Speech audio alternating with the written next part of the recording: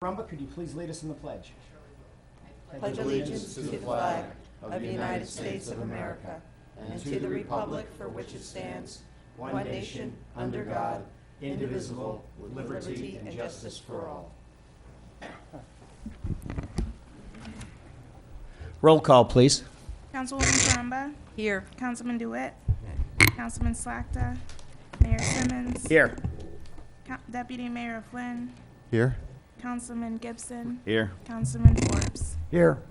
Well, good morning, everybody. Audrey, you want to get us kicked off here? I do. We have one case today. I'm going to read the title block into the record. I've reviewed the affidavit of publication, and it is legally sufficient and on file with the city clerk.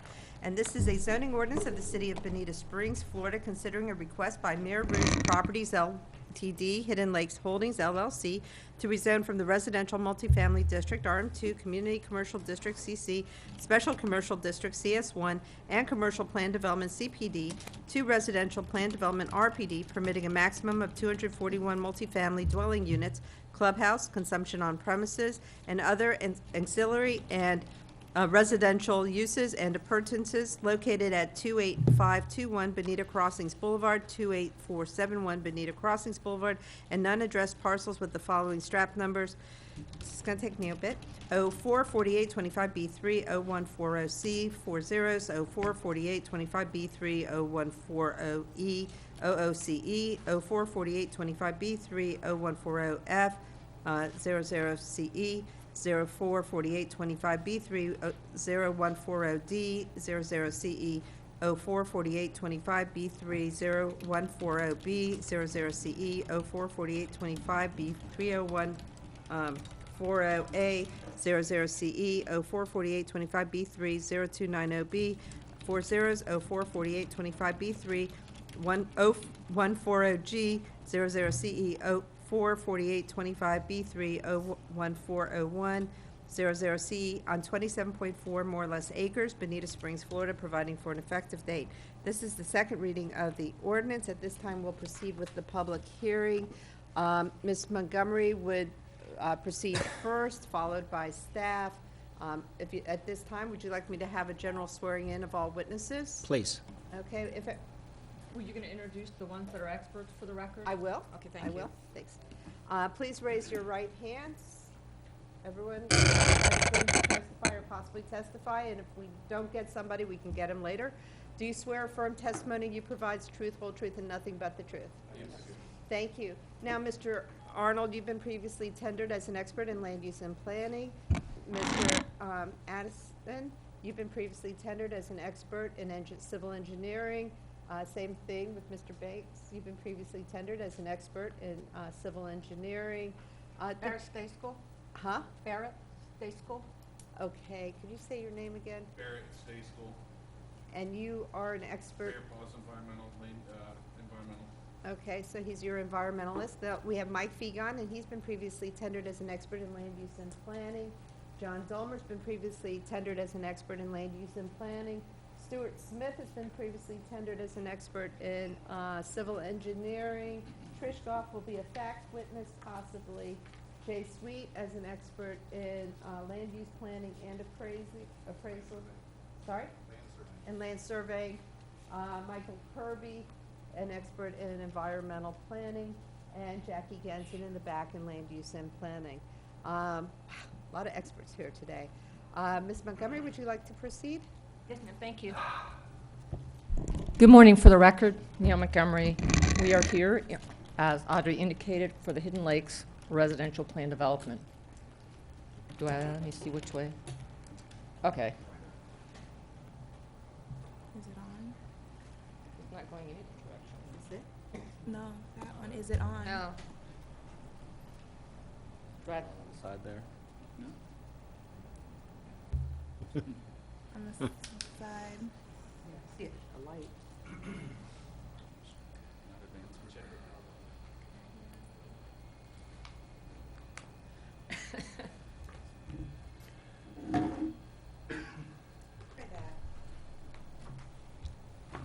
Yay. Now what'd you do? I push this, it come on, and then, okay. Thank you. That's how I fix my TV. How much will I take?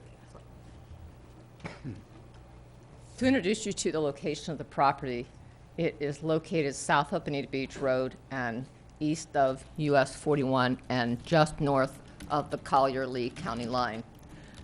This property has been entitled for a significant period of time.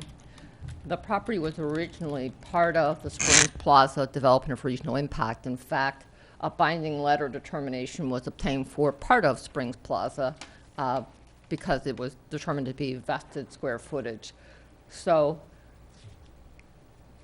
and it preceded the approval of the Woods Edge DRI on the opposite side of US 41. When you look at this map, it shows you what the existing zoning in the area is, and you'll see a lot of CC, which is community commercial. You'll see a PUD, RM2, and those zonings are zonings that the city inherited from the county, and even the county quit really on that scale approving those standard zoning districts because they moved, I want to say in 1984 to plan development. So a PUD would have preceded the plan developments, as would most of the zoning that you see. But what you do see along 41 is intensive commercial.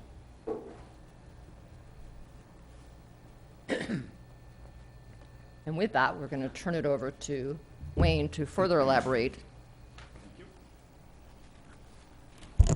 Good morning. For the record, I'm Wayne Arnold, certified planner with Q. Grady Minor and Associates. And what I thought I'd do is take you through a brief zoning analysis and just to walk you through a little bit more details of the project. Following my presentation, we're going to have Brent Addison from our office, who's been working on the very detailed site plan, and take you through some detailed specifics that we've been working on with our neighboring folks at Spanish Wells. So that, you've seen that, and this shows you the existing zoning that Neil just spoke of. And I think the way I like to describe this property, one, it's an infill project. It's also a transitional project. It's going to take us between the transition of commercial along the US 41 frontage and then the single-family homes that are primarily east of us in Spanish Wells. It's about 27.4 acres. We're asking for a total of 240 multifamily dwelling units. We started this several months ago and had an initial meeting with Spanish Wells, and at that meeting we displayed this exhibit, and the highlight on this is that every building on this plan was 3 stories. And some of the residents at Spanish Wells formed a committee, and we worked with them, and we have made significant changes to the master plan from the time we originally had that meeting. We did some line of sight exhibits showing the 3-story buildings. The community felt like the 3-story on our eastern property boundary was not as compatible as they would like. So we retooled the plan, changed the unit mix, and came up with a series of 2-story buildings that are all along the easternmost part of the property, with 2 4-story buildings in our northwest quadrant, and that's in this area. This is kind of a color exhibit, and even putting it in the aerial photograph, I think, tells a better story. We have multiple access points to the community from US 41, 3 of those along our US 41 frontage. You can see all of these buildings are now 2-story buildings, and then we have 2 4-story buildings pulled as far away from Spanish Wells as possible. We have a wetland area in the middle, our clubhouse and recreational amenities are here. And then you see these little buildings here. These are garages that we negotiated with the community next door, and that was an additional layering effect to get more buffer between them and us in order to keep our drive aisles separated from them.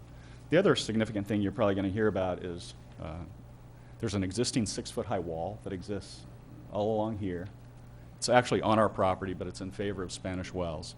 And we've agreed to replace that 6-foot-high wall with an 8-foot-high wall. So that's been one of the most significant changes in addition to the 2-story product along that eastern boundary that we've dealt with. We think the proposed dwelling units, in my professional opinion, the heights that we're proposing now with the 2- and 4-story buildings are compatible. I think they're very consistent with surrounding zoning. We've also addressed in our plan very detailed building heights. You have varying methods of measuring building height in the city, but we're proposing an eave height of 21 feet for our 2-story buildings, a midpoint height of 30 feet, that's the midpoint to the roof, and then 38 feet peak height for our 2-story buildings. And then the eave height for our 4-story buildings, and there are 2 of those, we have 43 feet and then a peak height of 59 feet. I need to interrupt you for technical Okay. purposes. If we could change out, only because we need to be able to pick it up on the TV also. Okay, fine. So there are several findings that are required to rezone property in the city. I'm not going to spend a lot of time going through all of those, but demonstration of consistency with the Bonita Plan, for instance, and in this case, it is designated commercial on your future land use map. That allows multifamily dwelling units to be constructed. We're consistent with the densities and intensities allowed there. There are no location standards for residential plan development, but our density is consistent with the the Bonita Plan density allocations. The 2-story and 4-story buildings, as I said, they're very consistent in height with their surrounding CPD zoning heights and the RM2 zoning height, which we're currently partially zoned for both of those. So I think our heights are very compatible with existing and surrounding development. One of the things, Jim Banks is our traffic engineer, but we had this slide that highlights the reduction in peak hour trips from going from commercial CPD and the RM2 zoning to one residential plan development, significant trip reduction. If you have any specific questions when we finish, Mr. Banks will be happy to address his traffic impact statement that was prepared. The only environmentally sensitive portion of the site is already encumbered in a conservation easement, and we'll be dealing with that through our ERP amendment with the Water Management District and the City of Bonita Springs Development Order review process. The zoning hearing findings, again, staff is recommending several conditions, and I think that you've seen as late as Friday a few minor tweaks to those, but we're generally in favor of all of the conditions that staff has offered. We also have some deviations that Brent Addison's going to take you through that make the plan work as we've negotiated with our neighbors. There are no level of service impacts or any utility issues, so the site can well accommodate what we're proposing. And of course, we're consistent with your comprehensive plan. This is a definition of the wall height, and I think that's going to be something that we'll come back to when you hear from one of the public speakers. Mr. Arnold, before you leave that, though, Oops. do the staff and the applicant agree that we are going to be consistent with the 8-foot wall as measured pursuant to the code? Staff has agreed that the proposed 8-foot high is consistent with your land development code. So sort of from a summary of where we started, we've lowered our building heights. We've agreed to replace a 6-foot wall with an 8-foot wall. We've got several layers of landscaping that we're proposing as part of this, and Mr. Addison will take you through that momentarily to show you some cross sections that we've created. And then we've asked for a deviation to move our buildings a little bit closer to the lake so we can pull our buildings as far away as possible from the Spanish Wells property line. I think one of the things is this going to a different direction, Audrey? Do you know? This, I know, it's not letting me go back for whatever reason. Do you know, Audrey? Is there That's outside my technical knowledge. I think I figured it out, thank you. I wanted to go back to, I'm happy I figured out how to turn it on. this is an exhibit that we created just to show you the context of what we're dealing with. All the blue is existing commercial zoning. The purple is all industrial type zoning. And then of course it shows our property highlighted in yellow as residential, being consistent with the surrounding development and actually a good transitional use. This was another exhibit showing you other multifamily that's adjacent to us. You can see there's some just south in Collier County, and then you've got 2 projects that are adjacent to Spanish Wells along Bonita Beach Road that are also multifamily. So with that, I'm going to turn this over to Brent Addison, who's going to walk you through some of the site development.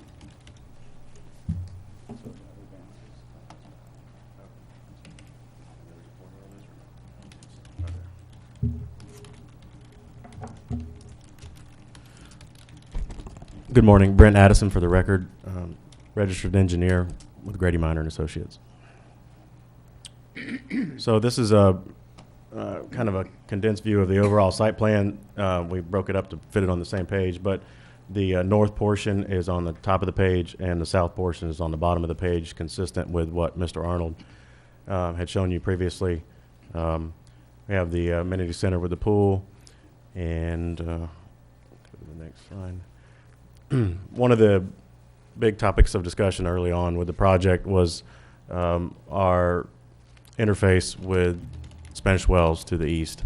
So there was a lot of discussion back and forth with this group and with staff, and we believe we've come up with a solution to help that. With one thing was taking the 3-story buildings down to 2 stories, and then adding these detached garages, as well as some significant landscaping in between to provide buffering, mainly for the buildings was the biggest concern.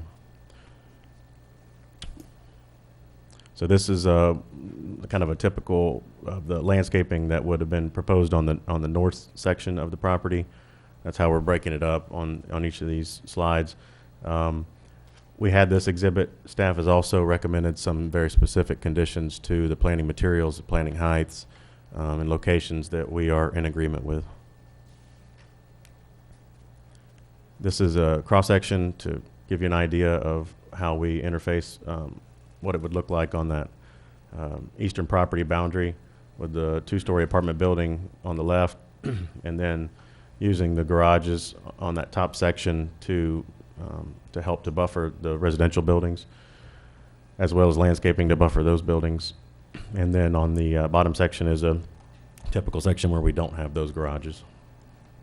One thing that was a concern and consideration on this was, I believe has been mentioned this morning, but we have this 10-foot wide FPL easement on the east side of our property as well, with existing power lines in there, which limits what we can plant in that area for interference with the power lines. This is a section, this would be up in the front on the north side for the 4-story versus the with the garage and Bonita Crossings Boulevard. This is a view of the south. Looks a lot like the north. Really, the difference in the two is, I believe we got about 5 to 10 less feet of area distance between us and Spanish Wells down at the south due to the restrictions of the existing lake.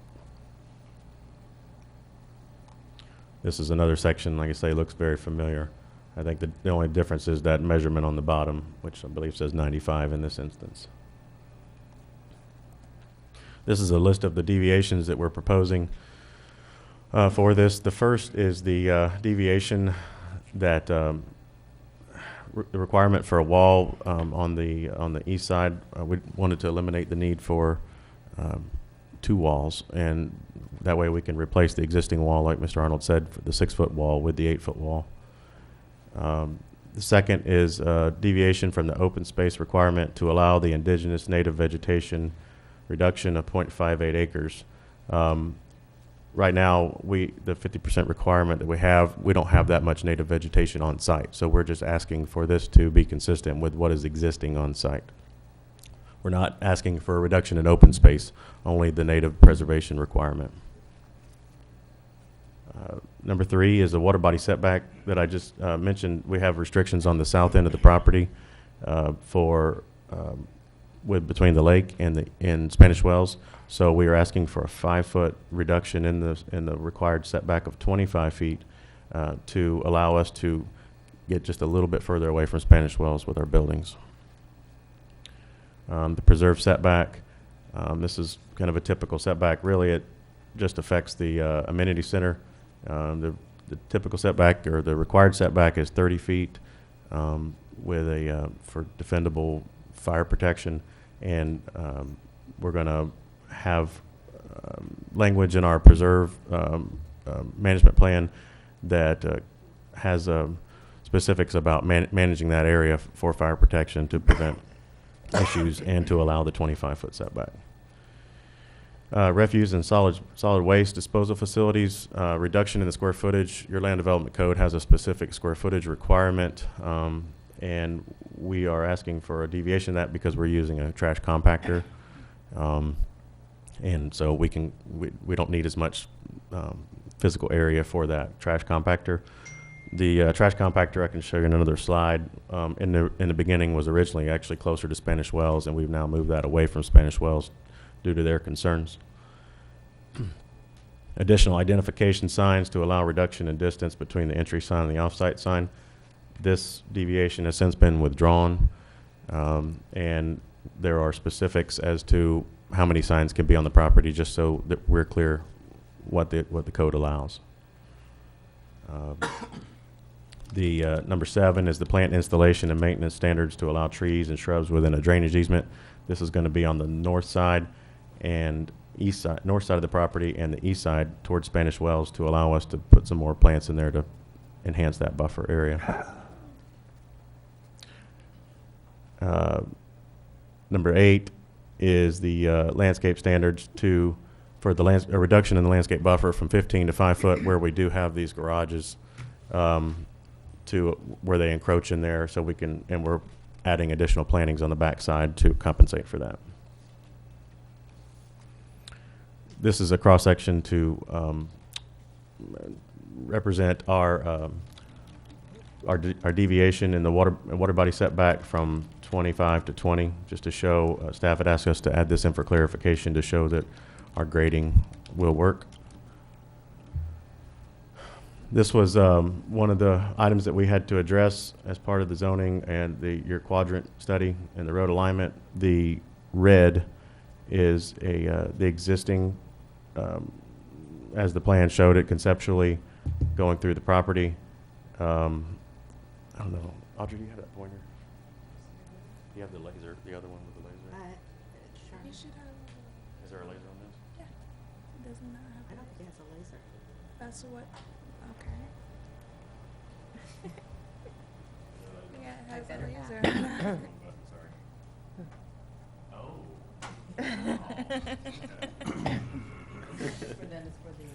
Okay, good.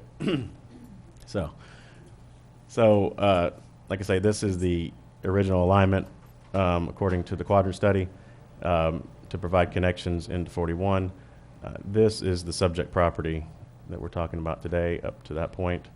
So this obviously would have a significant impact on our property as well as the Spanish Wells residents because there would be a road adjacent where they're concerned of us doing our development now. There would be a road adjacent to their backyards on that side. So we worked with staff and to come up with a solution. What we did, identify here is that you have this existing road network, which is the green road network that allows for all that connectivity. There's actually, you can actually travel through this parking lot here. So the vehicular connections are there. So we looked at a way to improve what was there.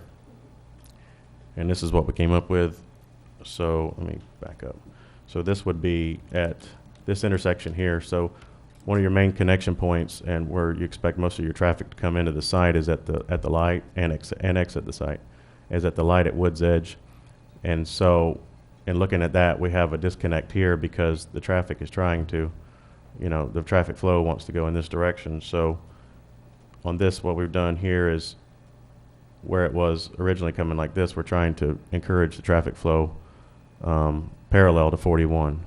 And that was the solution that we came up with staff. Brent, let me just stop you for a minute. Did you also coordinate with McMahon? We did. And they provided comments, and this is what they've agreed to? Correct, yeah. Well, there was a few phone conferences and then some back and forth on emails, and that was our solution. One of the things that I'm in charge of on the site is water management. This site is an older site, originally permitted in 1982. And it's also not just the area that you see in white, which is our area of influence, but it's the entire, from between 41 and Spanish Wells all the way back to Bonita Beach Road. It's called Springs Plaza, and it's 59.7 acres. So the lake that's on our property that we're working on right now is an existing lake that's been there for many years and has been modified over the years, but is currently draining the Springs Plaza. There are some dry detention areas that pre-treat the water from the commercial sites prior to going into the property. Most everything to the north is going to come through either this direction, currently comes through in a pipe connection to the lake. And then closer to 41, there's an existing drainage network that also drains into the lake. This plan shows that we're going to continue this. This is very similar to our concept plan and the development order, which has been submitted to staff. But we're going to maintain that flow through from the north on this side. We're not affecting the drainage in the road. And then this has arrows showing how our drainage is going to work through the property. It's going to tie in on the north side and come back in. And the conservation easement is also part of the water management system. And then on the south side, it's going to drain into catch basins and then directly into the lake. There's an existing control structure on this end of the property. It's working today. It drains into a spreader swale, which helps to dissipate the energy of the water. And then originally, when it was originally designed, there wasn't development on the south side of this property. And so it was traveling through the undeveloped property in Spanish Wells, and then which goes into a wetland, Sterling Oaks, which then goes into a wetland area in Sterling Oaks, and then over to 041 and down to Wiggins Pass. So we're not planning on changing any of that. In fact, we're leaving the lake intact as it is. Some minor modifications to the drainage over here while maintaining that existing flow. And then Spanish Wells today has a structure in this, Sterling Oaks has a structure in this area that accepts the flow from this. And I've been out there after some of the storms, and it seems to be functioning properly. So that's, and we're going to have, as Mr. Arnold mentioned, we're also in for a water management district permit modification, major modification, along with the development order for the property. So we'll be complying with the requirements of those permits. Brent, before you leave that topic, I know drainage is another issue where there is extensive coordination with Spanish Wells. Will this property have any impact on their water management system? No, the idea is to leave their system intact as it is today and not send any more water. In fact, hopefully, maybe even make it a little bit better to improve that berm that's along their side of the property.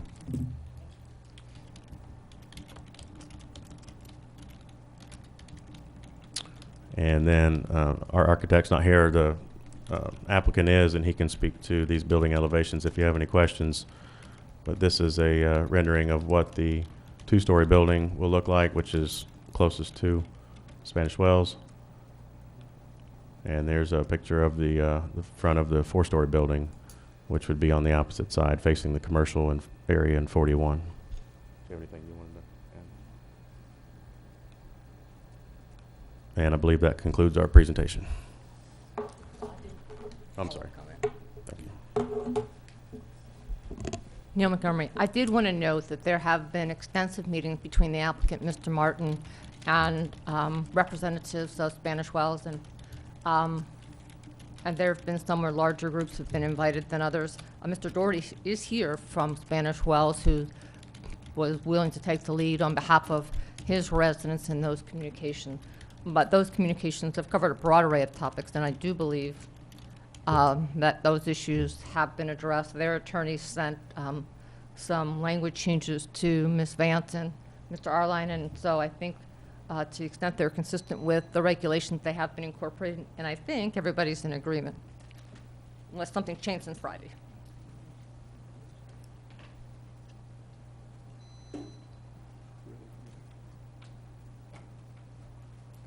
At this, I don't know if you wish to have public or go through staff at this point. Well, I think that's the pleasure of the Mr.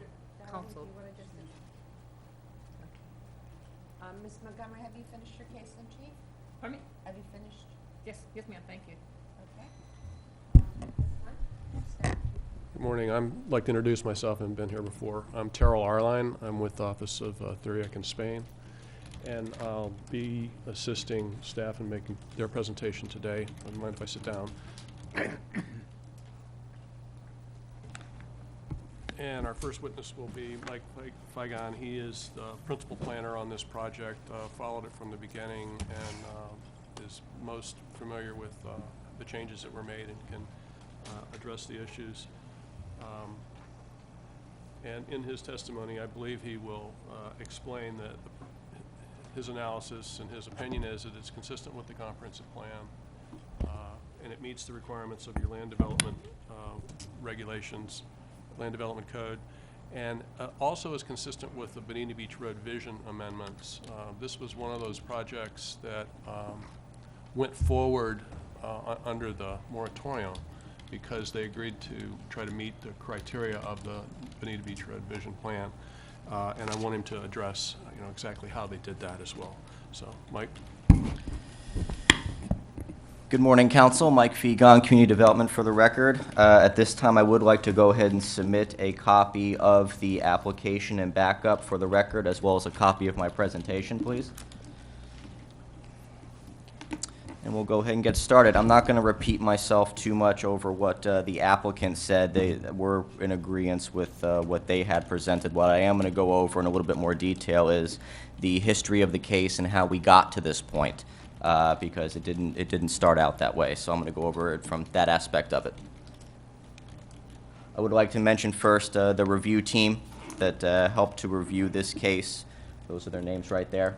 We had all the disciplines involved, of course, from planning, engineering, environmental, McMahon Associates regarding the Quadrant study, Department of Transportation, Terrell Erline from Theriac in Spain were all involved in this application. So the request, I'll read an abridged version of what Audrey read you, to rezone 27.4 acres plus or minus from the RM2, CC, CS1, and CPD districts to a residential plan development to permit a maximum of 241 multiple family dwelling units with parking, a clubhouse, consumption on premises, and other ancillary residential facilities and appurtenances. And staff is recommending approval of the request. One thing I wanted to ask really quick before I get started is one thing that I did a little bit differently from the previous case was I added a table of contents to the packet. Did council find that helpful in being able to navigate through the report? So that's something excellent. Just wanted to make sure. Okay, great. So also in that report on the online version, there are hyperlinks throughout the report that take you to the specific LDC regulation that's being referenced. And there also are links to the previous development orders that are referenced, previous zoning documents, all those things to try and make it a little bit more interactive and more digestible for everyone involved. Also, a big part of this process was the understanding of sufficiency versus substantive, which I'll get into on a later slide. Making sure that we were consistent with our standard of review and the findings and conclusions that we came to, running all of that through the Office of Theriac in Spain to make sure that we are operating within our bounds. So where are we in the city? We are on the southern portion bordering Collier County. I have the little yellow star on there for you to denote where exactly this project is located. Making it a little bit easier to see, you do have Springs Plaza, as the applicant noted, to the north. To the south is Collier County, to the east is Spanish Wells, and to the west is the Diamond Ridge DRI. Future land use and zoning. The underlying future land use of the entire project is general commercial. The general commercial future land use category does allow for multifamily residential, so there was no violation in that aspect of it. The zoning, there were several zoning designations throughout the property. One of them was a residential multifamily zoning district. So in the way the zoning map currently read before this application came in, there was an allowance built in for a residential multifamily component already. And in fact, there was an application submitted to Lee County and to Bonita Springs as part of the history that I will go over in a few slides. Again, the surrounding property, just to sort of hammer it home, to the immediate north of this project, you have the American Heart Association building, which is a commercial use. To the south, you have the Collier County line and Sterling Oaks. The multifamily portion of Sterling Oaks is right there. To the east is Spanish Wells. It is the single-family portion of Spanish Wells. To the immediate west, between this project and 41, you have various retail and commercial, such as Lighting First, Steinway Piano, Pincher's Crab Shack, West Marine. That's the area we're talking. One more map for you. And then this is the project that we are looking at here, this area here. History and existing entitlements. So the northern portion was under a different ownership and a different approval previously than the southern portion. The northern portion was approved in 1998 as a commercial plan development through Lee County for 108,000 square feet of commercial uses. There were no multifamily uses as part of the approval. It was all commercial, including a medical office, auto repair, some relatively intense uses for the area. They did apply for a development order in 1999. It was approved, but the project was never constructed. And at this time, the development order and the master concept plan have both since expired. As a result of that, and as the way the code currently reads, if something is to go on that property now, they would have to go through the zoning process once more, which is one of the reasons why they're here today. The southern portion, this is the portion that is currently zoned residential multifamily. They had a development order under Lee County in 2000 for 120 multiple family units. In 2008, they reapplied under Bonita Springs, and it was 105 units, and that development order expired in 2014. As a result, you have the applicant who wished to combine both sections for one unified residential multifamily project, and that's how we got to that particular point. The master concept plan itself, as the applicant stated, did go through several iterations. The initial master concept plan, staff did find insufficient, and an insufficiency letter was sent. Now, I want to be clear that when we say insufficient, we're not saying whether or not we approve of the project. It was whether or not they gave us all the necessary information for us to make a decision. They did not give us enough information at that time, so staff issued an insufficiency letter. There were several items that were missing from the plan that needed to be included that were referenced in that letter, such as the need for sidewalk connections, adding development regulations to the master concept plan, showing the deviations, the location of the signage. The insufficiency letter is part of your packet referenced in that table of contents. There were also substantive comments that we wanted to provide to them, such as in this initial master concept plan, the trash compactor is right there along the Spanish Well side. So staff felt it was appropriate to request that they consider moving that compactor away from Spanish Wells, and also understanding that whatever they do plan to do is going to have to meet the architectural standards of LDC 4-3490. So it led to a resubmittal.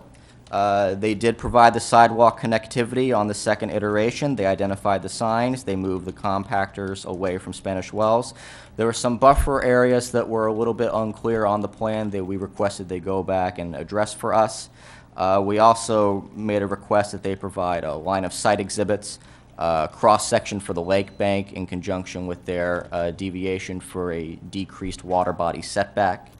We recommended that they transpose the direction of the compactor. Yes, they moved it away from Spanish Wells, but it was now facing the entrance, the main entrance of the project right there near the main entrance, and staff didn't feel that was going to be aesthetically appropriate, so we recommended they transpose the positioning of the compactor.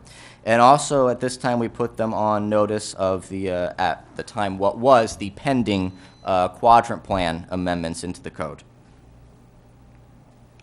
So it led to a third submittal, and at this time we felt that this submittal was sufficient in terms of they had now provided staff everything needed in order to make an informed decision. But this did not mean that staff was recommending approval of the project. In fact, at this stage, staff was not. There were concerns with the density of the project, which we'll get into at a later slide. One of the things that they did do as a result of that, and as a result of meeting with Spanish Wells, as they mentioned, the original plan had all the buildings at least 3 stories in height, including the ones closest to Spanish Wells. That was changed later on in the process, where 8 out of the 10 buildings would be now down to 2 stories, and the other 2 buildings that would be closest to Bonita Crossings Boulevard on the far west side of the project would be increased to 4 stories. They also at this time showed improvements based on the Quadrant Plan to that intersection that the applicant discussed before. I have a slide on that as well. And at this time, they decreased their density from 274 to 262, which was still problematic. And I will get into that in a moment as to why. This led to another resubmittal in which the density was then revised to 241 units, which is where we stand today. As far as the schedule of uses, that was pretty straightforward. There was nothing glaring, at least from the staff perspective, that would stand out as being inconsistent with a residential development or community. Accessory uses and structures, administrative offices, the carports, garages that they're using now, community gardens, the dwelling units themselves, entrance gates, excavation for water retention, fences and walls, food and beverage service limited, the parking lot accessories, the recreational facilities with consumption on premises, and signage. All rather standard uses that you find within most residential communities. The original architectural elevation looks something like that, where the garages were going to be underneath the building, and essentially, as a result, you would have some units on the first floor, but you would mainly have your units on the second and third stories as you went up.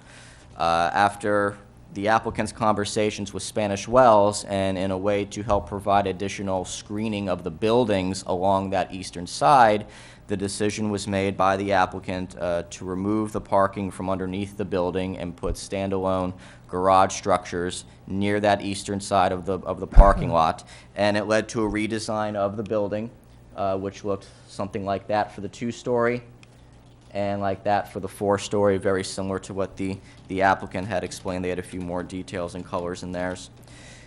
They also did provide revised cross-sections based on these revised building heights for staff to look at. This is one that shows the height looking east towards Spanish Wells with the garages in place. From another, and then also from the four-story apartments looking west into Bonita Crossings Boulevard with garages on that side as well. They are proposing some garages on that side as well. As far as the quadrant plan, as we know, we do have the Bonita Beach Road visioning, the corridor, and the quadrant plan area of concern. This project falls within right about there. So it is located within the heat map as a property that would be subject to the quadrant plan. As part of that planning tool, one of the conceptual alignments that McMahon Associates had presented to this board earlier on was an alignment that the applicant explained further in their presentation, but shows a route going along the eastern property line of this project, abutting Spanish Wells, and then bisecting this project at 3 points, including across the lake to hook up with the light, and further down along the county line. This did lead to some concern about whether or not an alignment of that type would damage the developability of this type of area, given the existing constraints with the lake, the wetlands, so on and so forth. And it was discussed as to whether or not it would be feasible to potentially use the existing roadway network. So a conversation was had with staff, with the applicant, and with John DePalma of McMahon Associates, who presented this quadrant plan to you. And a conceptual alignment was addressed that did look something like that near there. Oh, sorry. Mike, I want to Sure. interrupt you if I can. Sure. Was there discussions at that time when you were talking about changing the alignment of the quad map on the impact on Spanish Wells with the current alignment, or was it just developability? No, we talked about it from the perspective of Spanish Wells as well, is that if this was meant to be a public road, let's call it what it is, right along the eastern property line, the effect that would have on the single-family homes on the opposite side of the wall. So this was the conceptual alignment that was discussed in lieu of the preferred connection. It really hasn't undergone any changes since that concept. There was a few additional details that the applicant showed and that I can show right there as part of the master concept plan that they had submitted.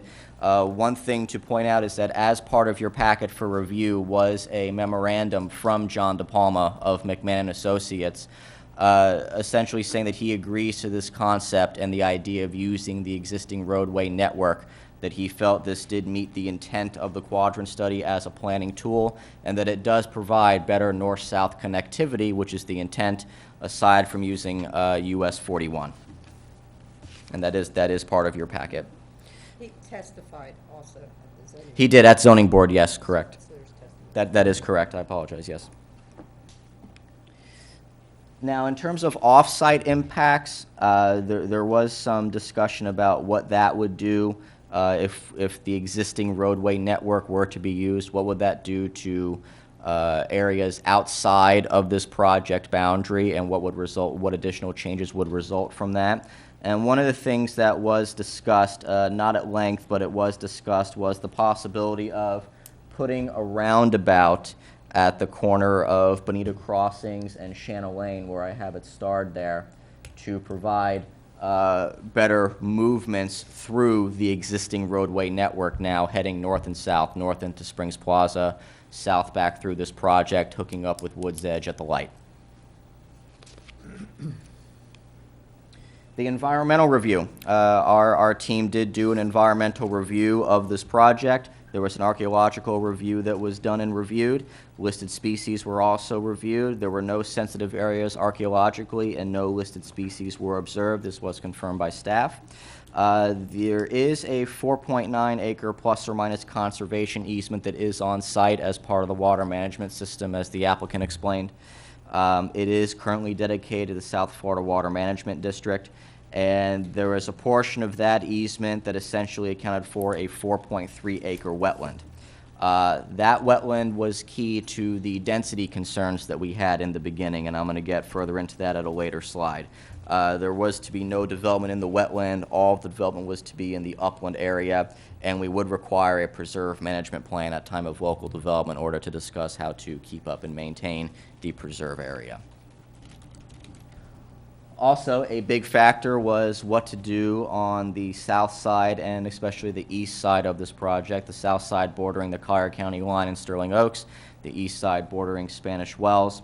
The agreement was that we were going to require a 15-foot wide type B buffer on the south side along Sterling Oaks, at least 5 trees with a double staggered hedgerow to form a 36-inch high continuous visual screen. We wanted to be careful with what we put there because that was bordering one of their access points. It also borders a drainage canal along that side, and there's also FPL easement with power poles and lines right there as well. On the east side, there was to be a 20-foot wide landscape buffer, and the condition was that a landscape buffer would need to be planted adjacent to Spanish Wells. Evergreen trees planted on 20-foot centers that have a wide crown when mature for maximum visual screening. And that, again, the point of that to maximize the buffering of the multi-story buildings. We also originally had a condition in there to plant a shrub row on the Spanish Wells side of the wall. This was something that was brought up at zoning board as a point that the applicant wanted staff to go back and have a further discussion on as to how feasible that would actually be. If the goal, and I'm sure Spanish Wells will get into this, if the goal is to replace the existing 6-foot high wall with an 8-foot high wall in the same location, it really doesn't leave much room for planting on the eastern side of that wall. The wall itself borders on a canal that separates this property from Spanish Wells. So it would lead to several maintenance concerns in terms of the plantings along the slope bank itself, finding the correct species that could tolerate extreme wet conditions when the canal is full, extreme dry conditions when it's empty. So that was an area that staff was okay going back and taking a second look at, consulting with our environmental staff and coming to a conclusion that perhaps we could do away with that particular component of it. The other aspect would be to understand that the garages themselves, which are going to be along the east side of the wall, would be on the east side of the property, would be planted, both on the sides of the garages and the eastern side facing Spanish Wells. So we really did try to create a rather intense area of visual screening along that eastern side to the benefit of Spanish Wells. And the other thing to note that the canopy trees themselves to be kept at a height of not less than 20 feet. Upon planting, 12 to 14 feet seemed appropriate, but 20 feet once matured and maintained at 20. For engineering, again, a bulk of that review takes place at the time of local development order. One of the things that our engineering department had asked for earlier on was to provide a cross-section for the lake. They wanted a reduced water body setback, meaning they wanted to put the buildings closer to that lake. We wanted to see what that cross-section would look like and if we felt it would be safe or if there were any concerns on that aspect of it. A cross-section was provided to us. We do have a section of the code that says that slopes cannot be greater than a 4:1. The cross-section provided does show a 4:1. One of the things to keep in mind is that there would be a lake maintenance easement along the lake property, and that it appears that a portion of the roof overhangs of these buildings would go into that lake maintenance easement. So we did put the applicant on notice that if they wanted to do any type of encroachment into the lake maintenance easement, that they would have to file for the necessary administrative approvals to do so. There was a generalized surface water management plan that was reviewed. The applicant did a good job explaining the flow. The lake does provide the proper quality and attenuation for the 25-year, 3-day storm event, and there is a requirement, and one of the conditions of this approval is that the drainage system will need to be designed to meet or exceed South Florida water management requirements. Consistency with the Bonita Plan. So this is where we got into density overall. The future land use of general commercial, as we said before, does allow for multiple family buildings within that land use. So the idea itself wasn't an issue. What was an issue was the density.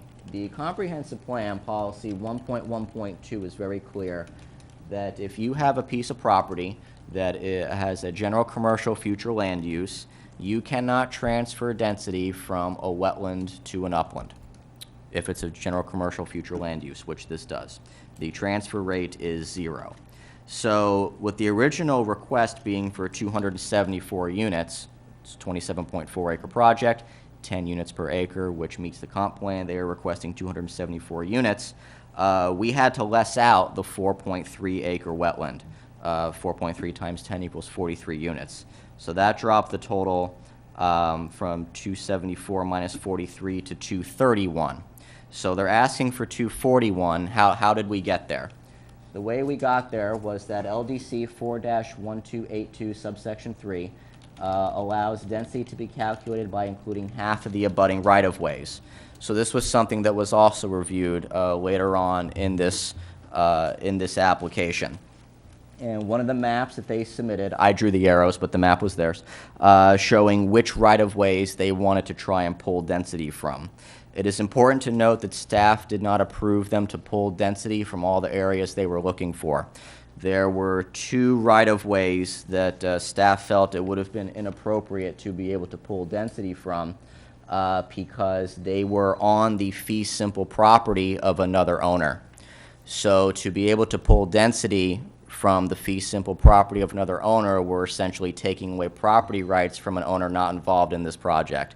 And those right-of-ways would be the one up top right there and this one right here in the middle. For some scale, their main entrance would be right about here. So the rest of the figures, you have what you have in terms of acreage. It totaled to 1.01 acres of additional right-of-way. I times that by 10 because it's 10 units per acre in the future land use. From 231, that gets me up to 241, which is the maximum that staff is prepared to allow. Deviations, the applicant already went over those, so I don't know if I need to go ahead and go over those again. There were 8 deviations requested. They are analyzed in detail within the staff report. I have a feeling, though, that deviation 1 is going to continue to come up with regards to a wall. As the applicant had stated, a wall does currently exist along the eastern side of the property. The wall is on the property of the applicant, but it is within a Spanish Wells easement.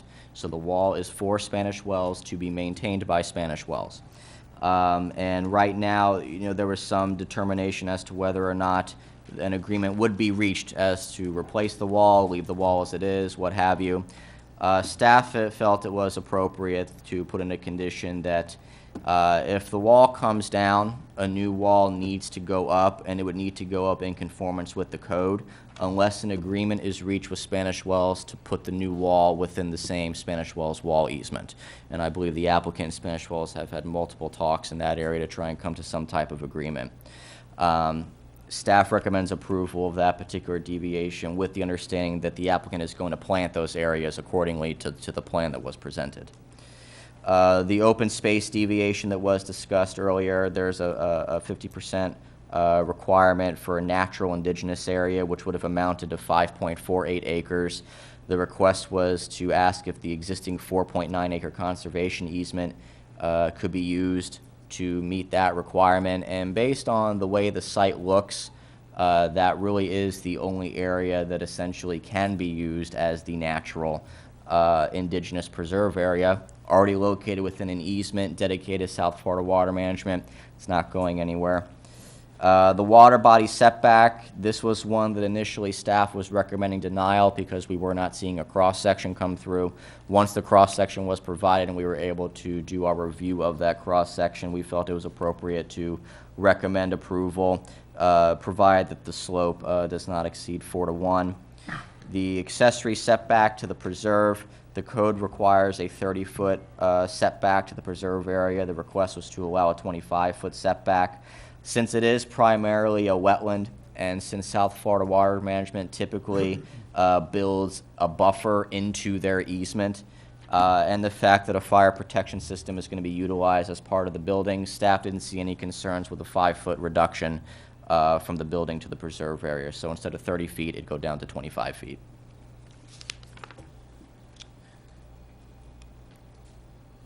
We also have the 5th deviation with regards to the waste disposal requirements. Again, the understanding is that they're going to be using a trash compactor as opposed to a dumpster to meet this requirement. The compactor is going to have to meet the requirements of the noise ordinance. It's going to have to be adhered to. The staff would recommend approval of this deviation with a caveat that the compactor area provide recycling space as well. And that the calculations would need to be provided and finalized at time of the local development order. Deviation 6 was with the signage. This was a deviation that they wanted to make sure they could essentially have 3 signs along their western project boundary. There's nothing in the code that says that they can't, as long as your frontage exceeds 2,000 square feet, and I'm sorry, 2,000 linear feet, and they do have more than 2,000 linear feet from the northern portion of their project to the southernmost portion of their project. Staff didn't see the need to approve, deny, or any otherwise that deviation because there was no code violation in that type of request. At zoning board, it was determined to make the applicant feel more comfortable that we would instead recommend a condition that the applicant provide signage in the locations as shown on the master concept plan. So that'll give them their 3 signs either way. The plant installation and maintenance was another deviation to allow trees or shrubs to be planted in or around a drainage easement on the east of the property line with a tree height at a max of 14 feet. We did recommend approval of this deviation in conjunction with condition 7 that stipulated that the tree height be 20 feet instead of 14. And the 8th deviation being the 15-foot wide landscape buffer to permit a 5-foot reduction where the garages encroach into the buffer. Since the purpose of the buffer and the garages are essentially the same in this case to provide visual screening of the multifamily buildings, staff felt it was appropriate to allow these garages to serve as a visual barrier, but that the garages still be planted on the sides and on the eastern side, which is the Spanish Wells side of the garages, and that the garages undergo architectural review as well, in addition to the multifamily buildings. So that was the case as presented at zoning board with the few minor changes that I spoke of before. Attachment D in your packet, which is page 84, provides a synopsis of what happened at zoning board and some follow-up conversations that we had with the applicant after zoning board. Zoning board did approve of the application. There was a stipulation that staff, the applicant, and Spanish Wells would continue to discuss and address the language of condition 7 with regards to the wall, unless the existing language could be agreed on. And another stipulation that was put in place was adding condition 14 with regards to the signage. So we're moving it from the deviation area, adding it as a condition. Additional conversations that took place post zoning board, which were not included in your attachment that was mailed out October 5th, did include a revised draft ordinance that was finalized this past Friday, I believe it was, yeah. We had some feedback from the attorneys of Spanish Wells with regards to condition 7 that wanted condition 7 to require an 8-foot wall regardless of what happens to the existing wall. So if the existing wall stays, based on the language they presented, they wanted another 8-foot wall to be built as well, and it could go within that Spanish Wells easement. The easement itself is only 5 feet wide, and it abuts a canal bank, and staff had some concerns about the appropriateness of having a wall facing a wall, and then also the potential safety concern and the stability of that bank putting 2 walls so close to a drainage canal. So there were some concerns from staff with the proposed language on that aspect of it. There was also a request to remove the plantings on the east side of the wall. This was something that we had discussed previously, that yes, because of how close this wall is going to be to that canal, it would be very difficult to plant and maintain those plantings on that side. So staff did not object due to those difficulties. And then another suggestion that was made was to require gutters on the detached garages in addition to the buildings. Staff didn't object to that. So those were some of the points that were discussed after the zoning board had taken place. So staff does recommend approval of this application with the following conditions. Must be consistent with the master concept plan that's before you. Any building or structure within 110 feet of Spanish Wells cannot exceed the peak 2-story elevation. So again, keeping the height lower the closer you get to Spanish Wells. The schedule of uses they must abide by, and the property development regulations they must abide by as presented. Landscape islands on the sides of the garages need to be planted. The garages will also be planted on the east side, which is the Spanish Wells side. Portions of the multifamily buildings not shielded by the garage wall or eastern buffer will be further buffered, with 20-foot high trees around the perimeter of the building. So we have multiple layers of buffering going into the project to try and buffer these buildings from Spanish Wells.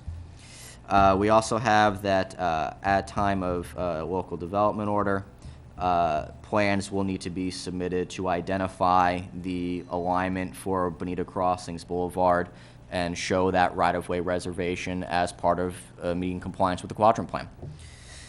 Drainage needs to meet or exceed South Florida standards. Gutters will be utilized. A 4-to-1 slope would need to extend at least 1 foot below the lake control elevation.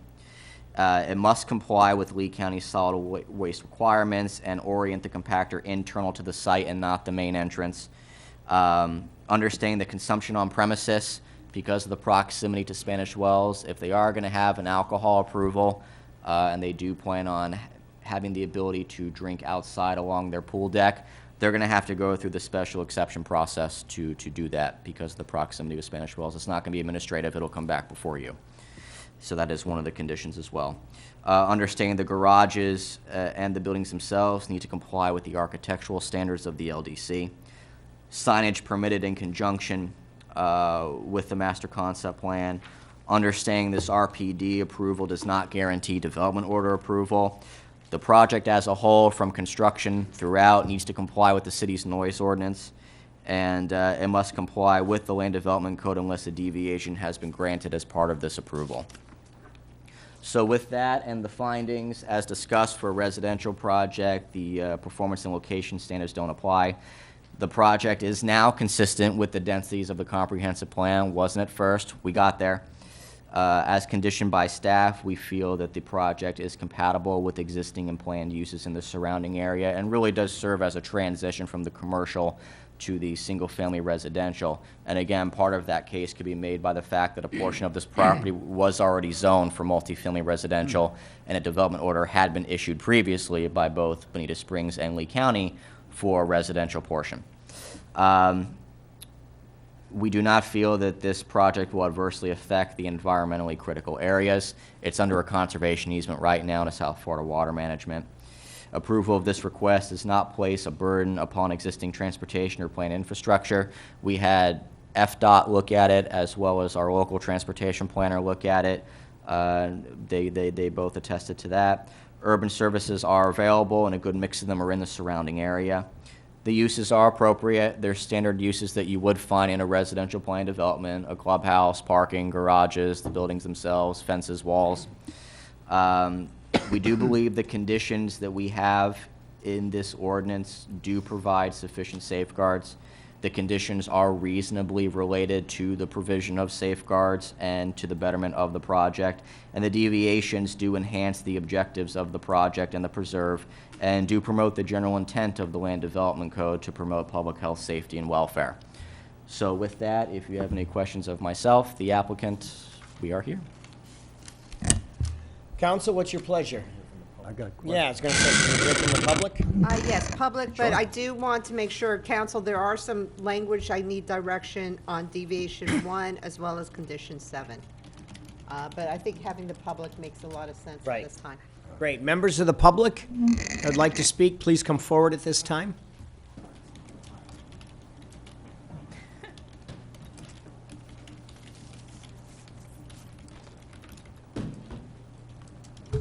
I'm Wynn Doherty. I'm a resident of Spanish Wells, and I head up the committee for Spanish Wells to review and interface with the developer Millhouse of Hidden Lake. And let me get all my things together here so I can get going on this. I will take a few minutes, and before I get started, I request that you allow me rebuttal.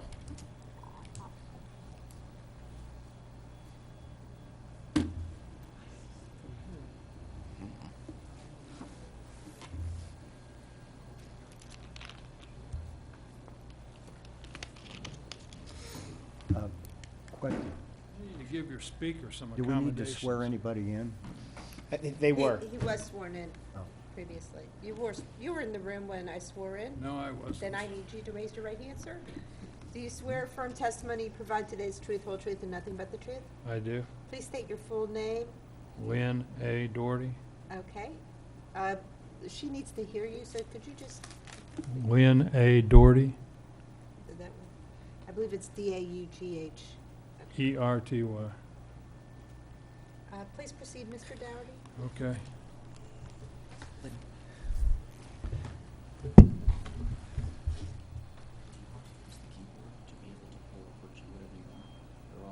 Oh, okay. I thought I was going to ask her, but can I get just a listing?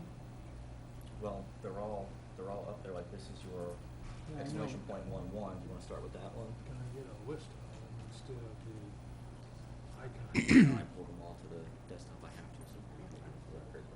So that's the way That's it's gonna going to be be. tough. Okay. Is it more difficult? Well, you could ask him to find what you want. Okay. Yeah, I mean, That's it's, great. okay. Since you're familiar with it, and I'm not. Okay. What you want. We'll just tell you. Yeah, tell me. And Wynn, I would just ask that you speak as loudly as you can, please, and Yes, sir. thank you very much. Okay. First thing I would like to start with is a letter that you folks have in your package. It was sent from Audrey Vance on Friday, October 20th. And the first page of that letter, it had a copy of the revised zoning ordinance attached. And the first page of that letter states that she has incorporated into the zoning ordinance the Spanish Wells recommendations.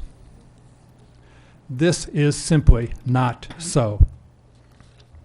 And I will go over exactly why I say that. And could you bring up the, oops, just a second, I get my index here.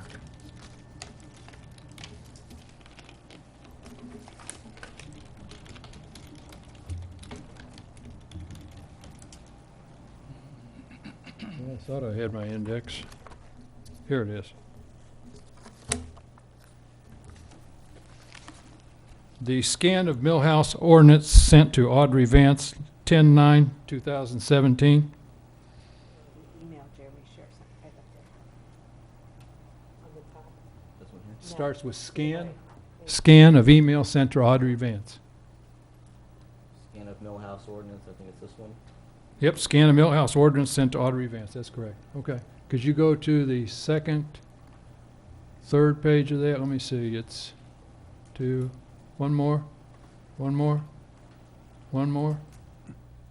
Right there. This was my red line that I sent to our attorney, and it was my corrections to the zoning ordinance per my presentation and what I assumed to be my agreement with the zoning board. And that was to remove various things, most specifically the ifs in this agreement. And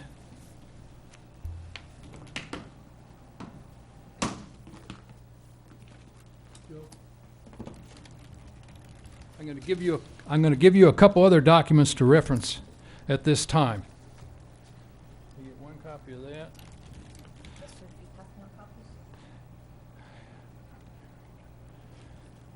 Another copy of this. And we need a copy for the clerk as well as the. You'll get it. I've got 12 copies. That ought to be enough to go around. Perfect. That's it.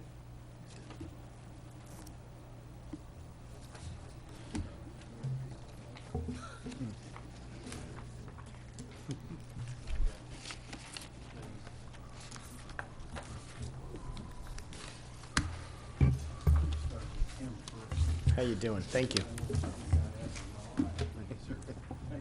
You doing all right? Very much. Again, you already have the letter from Audrey Vance dated the 12th saying that she has incorporated all our suggestions into the ordinance. What I have given you, the other documents that I have given you are, one is the first 2 pages of an email from Greg Martin to Audrey Vance dated October 13. I know. We need an extra here, please. I need to get a copy. Yeah. I got 2 of the same also. And we need one for the clerk, and I need to see one since you're talking about me. And the other is an email, it says email October 9, 2007, LAD, that's me to SW is Spanish Wells attorney and various representatives of Spanish Wells. And I've highlighted key items in yellow on those documents. And what you can see on the, Excuse me a second. Greg Martin is, Greg Martin is the developer of Hidden Lakes. The applicant. What you see on the screen, item A, if you'll look at my email of October 9, I stated I didn't know how this could still be in the document, and apparently it was to be removed. And I think that in the last edition that Audrey Vance produced, it is is lined through, so it looks like that is to be removed. However, the next item B is still in the document.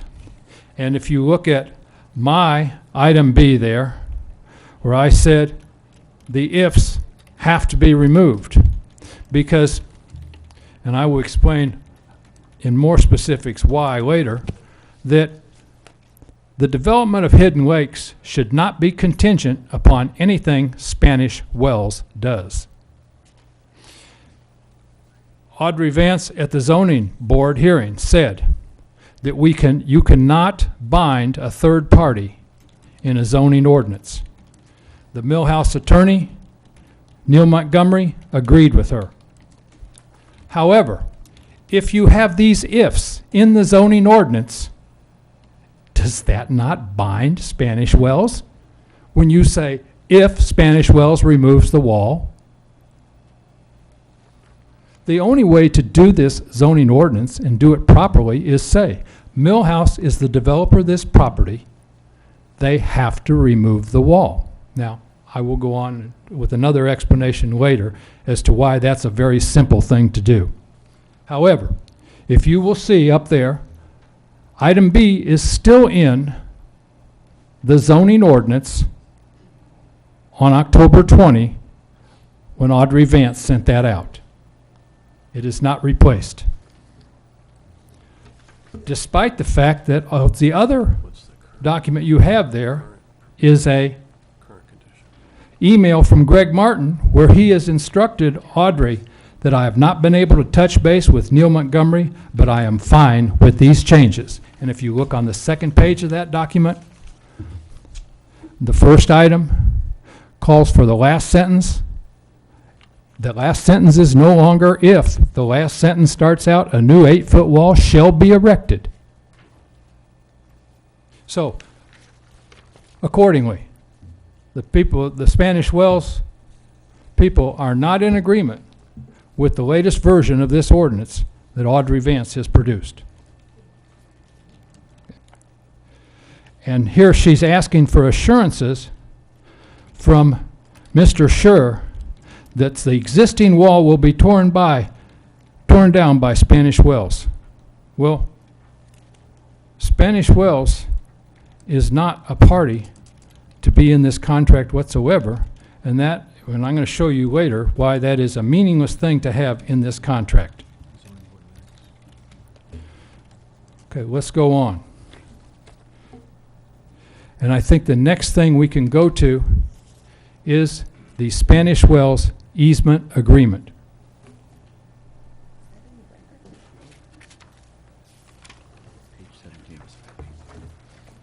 And I also have 12 copies of this.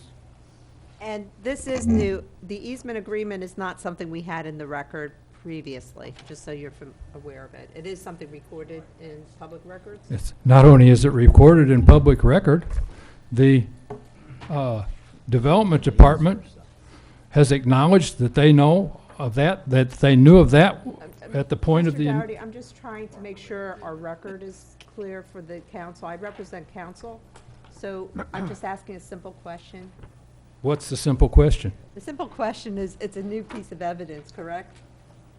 Well, I don't know. We've been referring to it for some time. All right, sir. Thank you.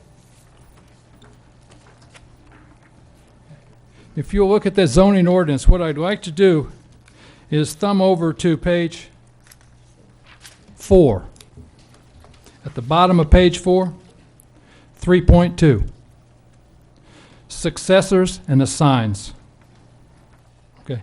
The provisions of this agreement shall run with the land and shall bind and inure to the benefit of the parties and their successors, successors in title, assigns including any property owner associations that grantor may form. So all the terms of this agreement will inure to the benefit of Hidden Lake when they buy this property and develop it. So let's go over what these provisions are. There's a corporation, 41, that owned that property at this time that executed an agreement with Spanish Wells. This agreement was to build a wall on 41's property. On page 3, 2.3, the exact placement of the security wall must meet grantor's approval in its sole and absolute discretion. And you're going to hear that throughout this document. And I think that's important. Okay, construction, rebuilding, replacing in 2.4a. Grantor shall have the right in its sole and absolute discretion. B, the security wall, reconstructed, rebuilt, replaced in conformity with the laws, ordinances, and regulations of the state of Florida. And I'm specifically thinking of Ordinance 3-418D6. Item C, if grantor in its sole discretion chooses to do so. Just another thing on maintenance. But throughout this document, it should be apparent that the owner of the Hidden Lakes property has extensive powers. On page 4, concerning if a lien, again, if the Spanish Wells happen to put a lien on this property, the owner of the Hidden Lakes property could take action. Item 2.6, all costs and maintenance. Again, the Hidden Lake owner is in the driver's seat and has absolute control. At the bottom of 2.6, all necessary steps in order to construct, reconstruct, repair, rebuild the security wall, grantor shall reimburse grantor of any and all costs, expenses, including attorney fees included by the grantor in constructing, reconstructing, repairing, rebuilding, replacing, maintaining, and removing the security wall. Additionally, in accordance with this agreement, I stated before the zoning board that the Board of Spanish Wells acknowledges their obligations under this agreement to rebuild or to tear down that wall.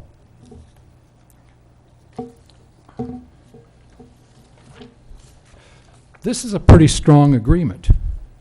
So my question is, if the owner of that property has the absolute right to tear down that wall, why do we need to have these ifs in the zoning ordinance saying if Spanish Wells tears it down?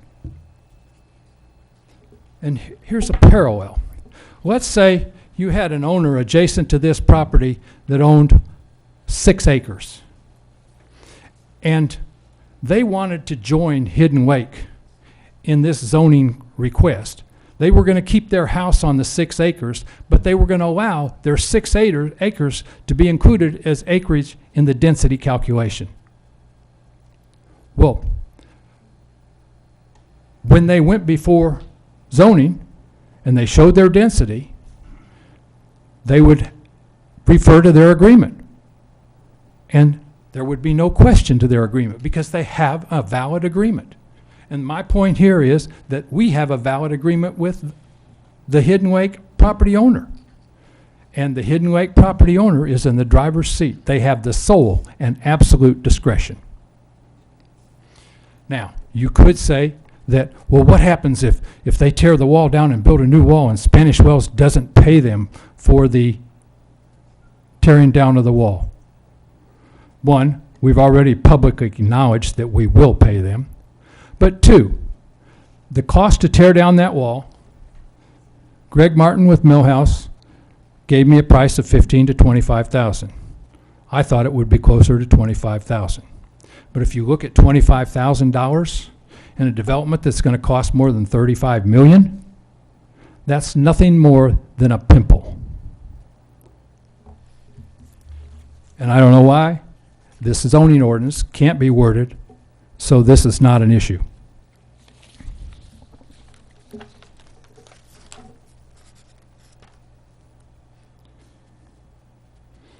Okay. I'm going to move on. The city has said that they will accept the current cementitious fence as a wall complying with Code Section 3-418D6. And they say if the wall is not removed, then that will stand as being in compliance with that code. Well, one, let's look at the height of that wall. It's just a little over 6 feet, and that's on the Spanish Wells side. On the Hidden Lake side, it's a little over 4 feet. Now, how can something 4 feet high comply with what is required as an 8-foot wall? Also, the current cementitious fence is not much of a wall at all.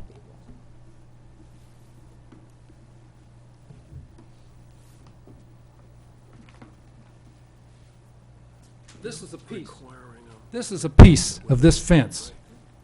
A homeless man with a rock can break that up. That is not a wall. Let me show you what a wall is.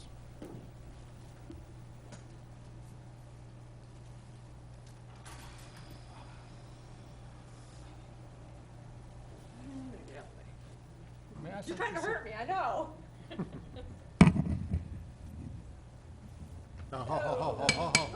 That's a wall. Oh. No, I wasn't gonna hit it hard. When are you done? Yes, just about. Trying to hurt me? No, I'm not gonna hurt you. All right. Okay. Let me suggest that we don't need more shows and Okay. tells with hammers. Okay. My point is that the cementatious fence is no substitute for a wall. And it's also in dilapidated condition. It's falling down. And this latest storm blew out several sections of that wall. So anyway, let me move on. When Millhouse requested their initial deviation request, they presented to the city that they had to have that deviation because they would be required to build another wall 25 feet over, and that would create a bad situation where you had two walls. And Mr. Fegan just mentioned that. So, my question is, they knew about the easement agreement at the time they filed for that deviation. So if they knew at the time they filed, was their presentation that they would have had to build a wall 20 feet over or so from the original wall, is that really valid? I don't know, that's a question for you.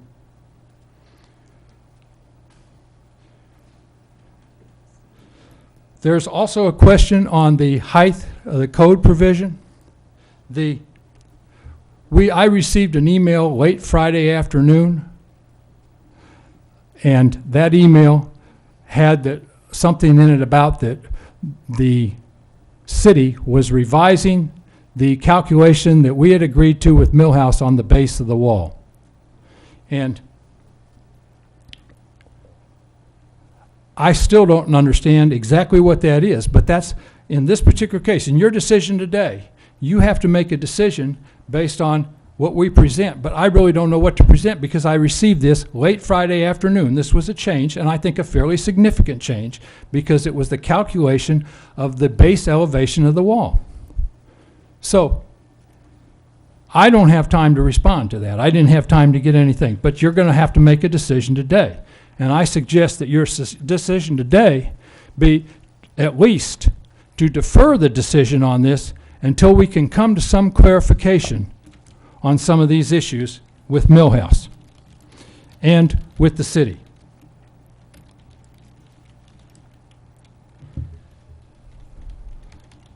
Also,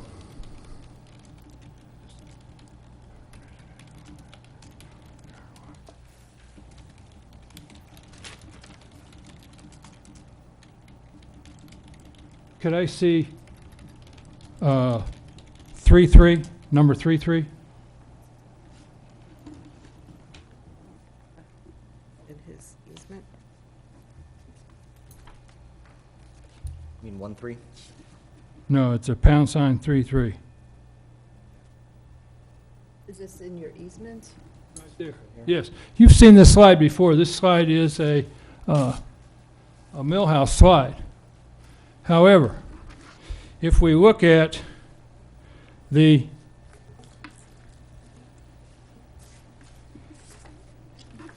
page 189, which I don't know if you have a copy of page, do they have a copy of that page 189 that Arlen sent?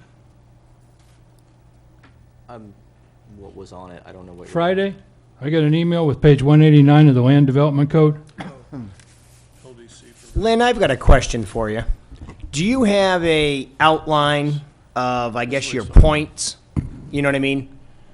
We're talking through them right now, and I understand that, but I just Yes, sir. didn't. Okay, that'd be great. Oh, do I have one for you? No, I don't. I had to throw this together quick I Friday. understand. I'm just Okay. wondering if you've got your top 5 or your top 10 or however. How many total discrepancies do you see, or how many issues do you think need to be resolved before we move forward, or don't move forward? Okay. There's the question of whether the fence is a wall and whether it complies with the code section. Okay, and I'm going to let Audrey Vance interject for a moment here. Thank you. I would say for most parts, there's no disagreement with Mr. Dougherty, so maybe we can get it really quick if you don't mind, and you're subject to disagree or agree, but let me go Hang on, through. Audrey, before you do that, I think I can explain this. Lynn, if you would, can you put that paragraph 2.6 back up? Yeah, the agreement you had up there, if you can put that back, I can explain Oh. where the problem is. Do I have the easement on there? Let me see. I got an index. You had it up there just a minute ago. And that's the easement agreement you're referring Okay. to, Neil? Here's the problem. Lynn's problem is the if. Here's the problem from the applicant's standpoint. If you look at this, the grantor has the right to review, but they don't have the right to replace unless they take these steps. They would have to take the step of sending them notice and telling them they haven't properly maintained the walls, and then you have 60 days. So there's process an applicant would have to go through in order to tear down the wall, because this is all caused by the fact that Spanish Wells has a wall that's on someone else's property by virtue of this easement agreement. There's no disagreement with that. So they should, under this agreement, tear the wall down because it's in a state of disrepair. But if we're going to have to do it, then we're going to have to go through this process. And the reason the city put the if in there is because they can't force the applicant to go after a third party and say you're not living up to your agreements. So, but there's every intent to build the wall that's required, but we just have to go through this process, and we were hoping we wouldn't have to go through that process and they would just tear their wall down. So nothing we're going to do by continuance is going to change that. Mr. Martin has indicated if they don't tear it down, he's going to go through this process that he's required to do under this agreement in order to remove it and replace it. The other issue is, how do you measure 8 feet? And the language I'm guessing that you were sent is the language from the Land Development Code that says how you measure 8 feet. And I'm hoping, Mike, you can put that up there so everybody can see it. Actually, I don't think I have a problem with that. Okay. I'd just like to be able to ask a question about it. Okay, And well, since I'm it was hoping- delivered to me late Friday, I haven't been, And I completely appreciate that. I'm not trying to pick. but I'm these trying to- gentlemen have to make a decision today. You're right, and I'm hoping we can clear it up. So I want us all to look at the same thing at the same time so we can all be on the same page. Okay. Okay. So Lynn, what we just heard is accurate? Do you have any issue with what was just said? Well, I think that if, there's a 60 days in there, basically. You serve notification. The 60 days, are they going to have anything going out on that project in 60 days? Probably not. And, is that onerous? That's not onerous. And could they call Spanish Wells up and say, could you give us a document where you would waive that 60 days? Okay, that could happen too. As a matter of fact, I will say that I'm sure I could get the board to agree to that, because we've already stated publicly that we will pay for the tearing down of the wall. If they give us the authorization to tear their wall down, you see my problem? We're not legally allowed to tear their wall down unless we go through a process, or they say we can. If Mr. Doherty can get his folks, and I bet he can, to send us the waiver or send a release, I think we're all good. Audrey, based on that, and go ahead, sorry. Peter, and No, then no, Audrey. no, go ahead. No, All right. and actually, that's deviation 1 and I have a condition 7. question as to what lawyer is doing what here. Not directed at the applicant. We have Mr. Arline representing staff. Staff has drafted this document, and we have the city attorney representing us in the middle of that. I'm just trying to figure out who's doing. Correct. I'm just trying to figure out who's doing what to whom. Why is our city attorney, not Mr. Arline, answering these questions? I understand the city attorney's point about what's in evidence that relates to the process. And I would be happy to. And why is the city attorney going back and forth by email with the applicant's attorney. I'm just trying to understand who's doing what to whom here. So what happens is after the zoning board hearing, I have the staff conditions, I write up the ordinance, and it is reviewed by Mr. Arline as well as Ms. Montgomery, and in this case, Mr. Scheer, who is the attorney for Spanish Wells. As far as those are the documents. Mr. Dowdery did call me. So at the zoning, maybe this is for another day, as to Okay. who's doing what to whom.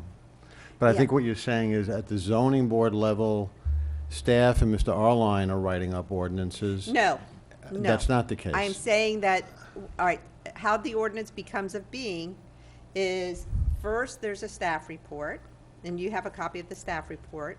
Then those conditions are added into an ordinance of which I then have control of that ordinance, subject, please. Go ahead. Okay, thank you. Just to explain the process, You have- because this one is very unique because we did go through 3 reiterations, and it's always subject to change, including changes made by city council at this particular hearing.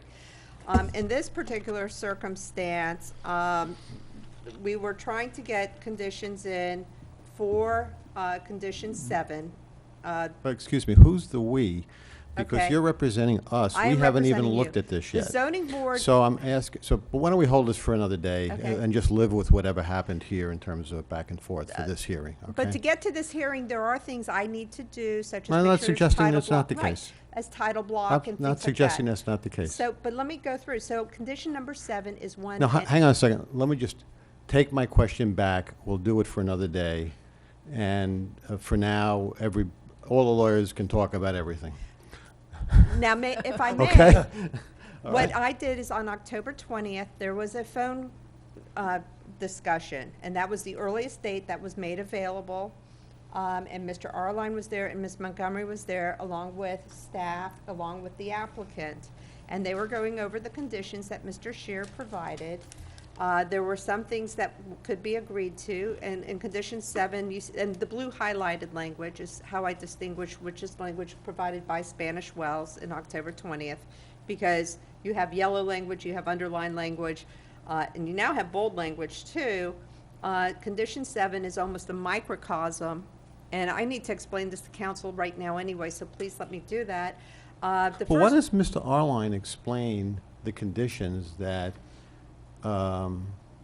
community development has worked on and has been back and forth, it sounds like, with the applicant, back and forth with maybe Mr. Doherty, I'm not sure. No, I've been hopelessly out of the All loop. right, whatever. That the zoning board, they agreed that they would contact me and coordinate, but they did not. Maybe I'm wrong about this, but I just assuming that Mr. Arline's working with community development with respect to this project, and I'm assuming as a result, he's been involved, and I'm sure Ms. Montgomery's been involved with respect to suggestions about deviations, conditions, et cetera. And I'm assuming, is that not right? Yes, I can tell you that, as Terrell Arline for the record, I dealt with their Spanish Wells' attorney. That's why I didn't contact you, because they're represented by counsel. So I dealt with Mr. Scheer over the last month or so to get his review of the draft ordinances that were prepared by Audrey, and to flesh out his concerns and the concerns, I would assuming, for Spanish Wells.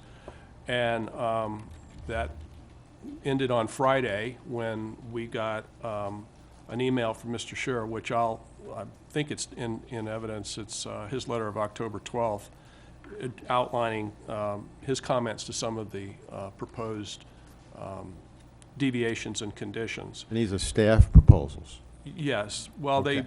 they developed, through staff, from when it was with zoning board, and we're trying to incorporate what we try to address this wall issue. Originally, the condition was if the wall's replaced, then, if the wall's torn down, then we'll replace it with an 8-foot wall. Spanish Wells didn't want that. They wanted an 8-foot wall to be installed, and so the condition was modified to reflect that it would be an 8-foot wall. And on Friday, I got Mr. Scheer's comments. Mr. which- Scheer is, Excuse me, sir, Friday, that was Friday the 13th. Last Friday was the 20th. And Well- Mr. Scher is? He is a attorney for Spanish Wells who is hopelessly absent today. But anyway, I responded to his comments, reviewed them with staff, and staff was basically accepting of all of the comments except one minor one, which he said he was okay with.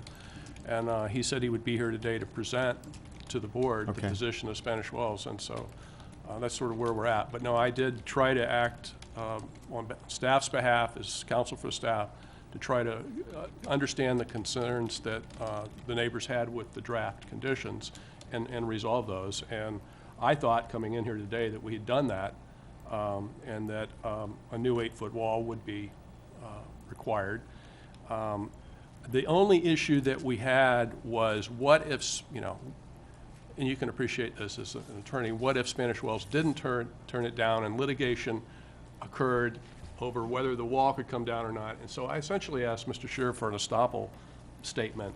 You know, can we go ahead and you know, can the applicant remove the wall if they have to, and then you guys can fight about the cost on your own, because the way the conditions drafted, they had to replace the wall within the first phase of development. And he, I was hoping today he'd agree to that, you know, and then I think that I think Mr. Doherty Montgomery kind of would agreed be to okay. something. I guess I scared him off too. Sorry, Neil. So that's sort of where I left it on. But can you reflect? I talked to him Saturday. You've heard this back and forth Yeah. between Ms. Montgomery and Mr. Doherty, and it sounded like they're agreeing on something perhaps. I don't know what it is, but you've been in the mix on this.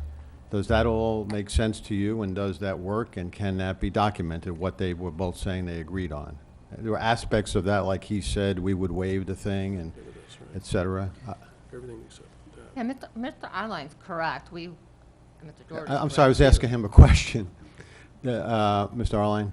I'm sorry. With all that's been going back and forth here in the last half hour, and you've heard people, the people being Ms. Montgomery and Mr. Doherty, making different points, and at one point, at least somebody said, I agree with somebody, and somebody said, I agree with somebody else, and it all relates to this wall thing. Since you've been involved in it, does that all make sense to you? Can something come out of this where everybody agrees on, assuming what they said in the last half hour is the case? Mr. Arline, I'm asking.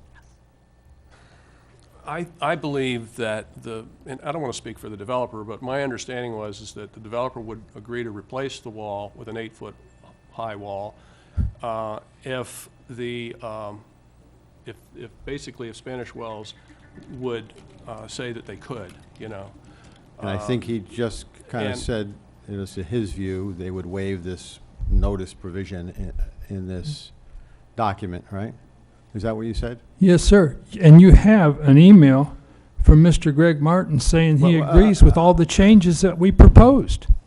But yet those changes aren't in there. And then the other issue and we didn't really talk about that, but the other issue came up is, how do you measure the 8-foot wall? And Okay. from, you know, the height of the road, or there's various ways of doing it. And maybe one way to do it is... Isn't there an ordinance on that? Yes, there's an ordinance that describes it. Okay, and oh, there it is. So Right. what is it? It's this provision here. So why is there any disagreement about that, if it's just, you'll follow the ordinance? I don't think there's disagreement between staff and applicant. Mr. Scheer wanted to have a different way to measure the height of the wall, and I honestly sent him back an email on Friday that said, you know, the code requires a different process to measure the height of the wall, and that's, you know, what staff has to go Okay. by. Actually, this is almost Right. identical to what we put in the agreement. Hang on, okay. Fred, Councilman Forbes? Well, we've talking about the wall. The one other thing that I heard, apparently is there some difference of opinion on how to construct the wall? What's a wall? Because you were doing this big demonstration with the whole wall, a piece of it. Can you answer that? Well, Construction wall. it has to do with the base elevation of the wall. No, no, and no. there- Yeah. No, you were making a big point. You broke a piece of wall. didn't you? Oh. And you said, here's a The wall. difference So- between a wall and a fence. And the point was that the fence is in poor shape. The fence is not really a wall. It's a fence. And My we saw in the question- hurricane how many numerous sections of that Yeah. thing have blown out. Yeah, I don't think Lynn's point was the four-con- existing structure needs to be replaced, and I think we all agree with Okay. that. Yeah, good. what? I thought he was arguing that the new wall was gonna be too flimsy or something. No, we all Oh, agree no. he needs a new wall, and Councilman O'Flynn, I think, summarized it correctly, that we need to have a release or a waiver from them in order to remove the wall, which everybody wants removed and replaced. Which, I can't force Spanish Wells to give them a release. I'm not Correct. suggesting you force them to do anything. I'm just trying to figure out what these people are talking about. and I'm trying to help. Yeah, I thank hope you. Clarify. Yes, I do understand what you're I don't know saying. if I'm doing a good job, but I'm trying. Excuse me. Amy? Well, I think I understand what's going on, but there's no dispute about who is going to pay for the demolition of the wall, or the removal of the wall. It's just because according to what I read in this thing, that Spanish Wells is supposed to pay for the removal of the wall. Yes. All right, And- and there's and- no dispute there. That is correct, and. Excuse me, let me finish Okay, my question. okay. This is not a dialogue. Thank you. So, the concern is the wording. So, may I suggest, and I'm not an attorney, that when you put into this ordinance, that the 8-foot wall that the applicant has agreed to build would be at the site of the existing fence, or whatever you want to call that. Then you cannot comply with that unless the wall is removed, all right? And now you can still try to get an authorization from Spanish Wells that you're going to take the wall off, but they're going to pay for it. Isn't that correct? I Is that actually how think you that's do what that the staff stuff? I was don't trying to know. achieve with the language, and I think we Correct. thought we did But, achieve but that. he said, but it's not clear because I don't think you say you have, and according to this, if this is the correct one, that a new, is this yours or is this, the 20th is yours, a new 8-foot high wall shall be erected. I'm sorry, Amy, where are we? I think I'm reading. Page I think it should be 4 of 11, 4 of 11. yeah. On the October 20th Yeah. letter that I sent out, Make sure I have the right one, because now I have too many things in my thing. Yeah, I think and we this could is yours. put it up on the screen. You're the one in blue, right, Audrey? Yeah, sorry. But I don't think it's clear that it's supposed to be in the same spot as the existing wall. So if that is the case, then unless, you can't put that in unless that's removed, so that incentivizes Spanish Wells to give you the release in a timely fashion. But you're supposed to put this in before you do the construction on the project, so you need to get that release up front and early. I think your suggestion's great. It could be modified as follows, if I can read the sentence out loud. Applicant's wall will be located at the site of the existing fence, period. Once the existing wall is demolished, not if, once, a new wall shall be erected in Right. conformance with LDC 3-418D6 as modified by Deviation 1 within the dedicated Spanish Wells wall easement, period.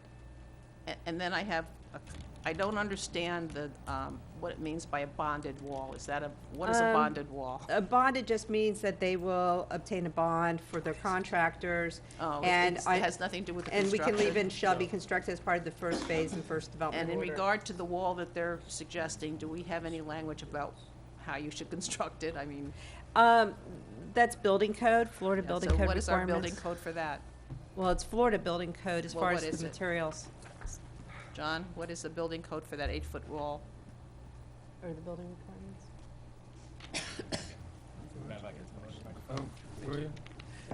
It has to meet 150 mile an hour wind load. All right. So that's what so- it has to be designed all right, to. So there's no issue about it being knocked down in a hurricane, so we don't need any additional language because we have that it has to meet the building code, so we're okay Correct. there. All right. Let me see if I have any other questions. Just would you explain to me, I'm sorry, John, I don't understand how you measure the height of the wall. It says with the abutting property elevation. What is the abutting property? Is it Spanish Wells or, because it's 15 feet or something It is. from I you? think the only discrepancy that happens in this particular case is because we're talking about a berm that's right beside a drainage ditch.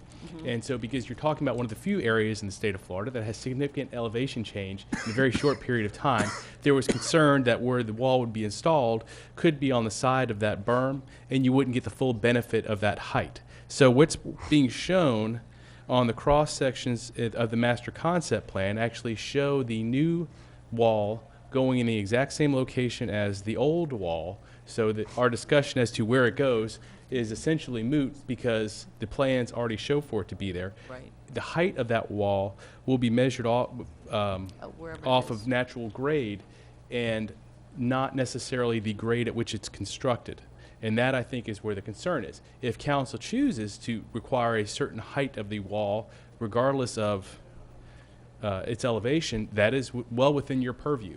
However, when we're looking at the standards of the Land Development Code, the conditions as they are written reflect that standard. Okay, so conceivably, because of these changes in base elevation, that we could have, if you just look at the wall, they could be different heights? I mean, like, how significant would that It could be. possibly? It Like is gonna- 4 feet to 8 feet, something like that? I would say it'd be more ranging a foot to 18 inches, just based upon So generalizations. visually, do you think we should require that it be some standard height?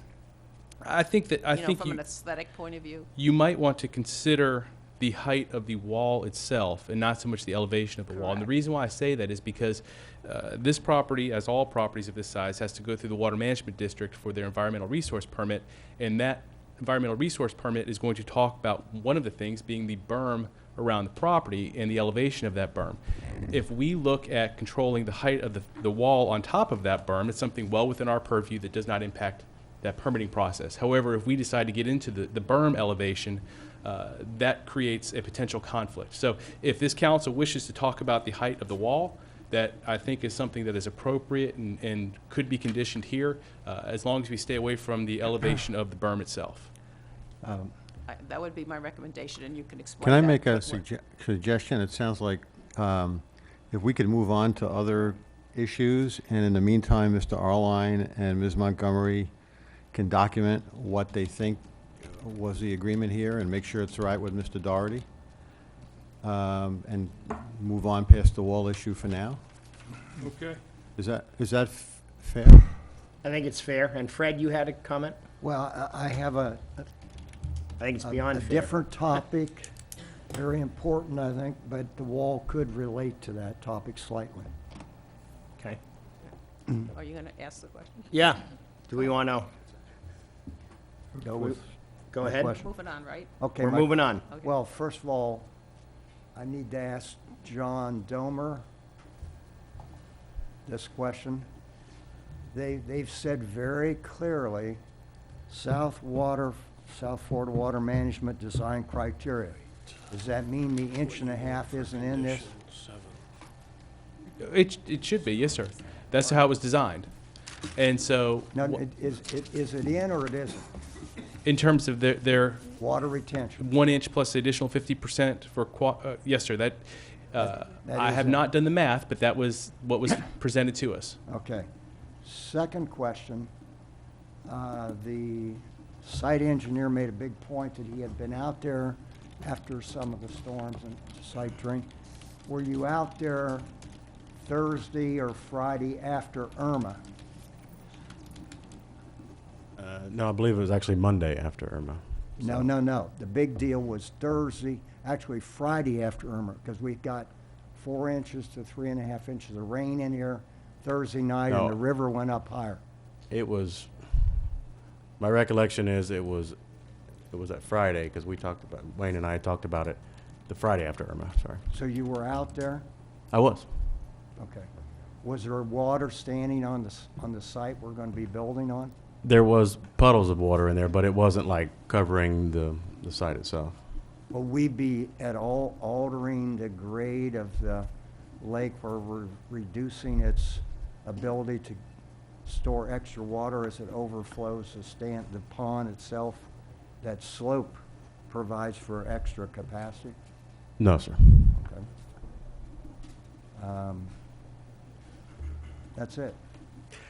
While you're up, I think it was you, and what I wrote down was the words you used, or someone used, on South Florida Water Management was you were asking for, quote, a major modification?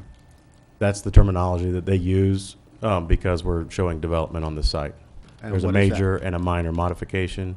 Minor modification would be something insubstantial that's an update to an older permit. and they have thresholds that meet those, but there's only 2, and very few of them meet the minor modification requirement. Okay, thank you.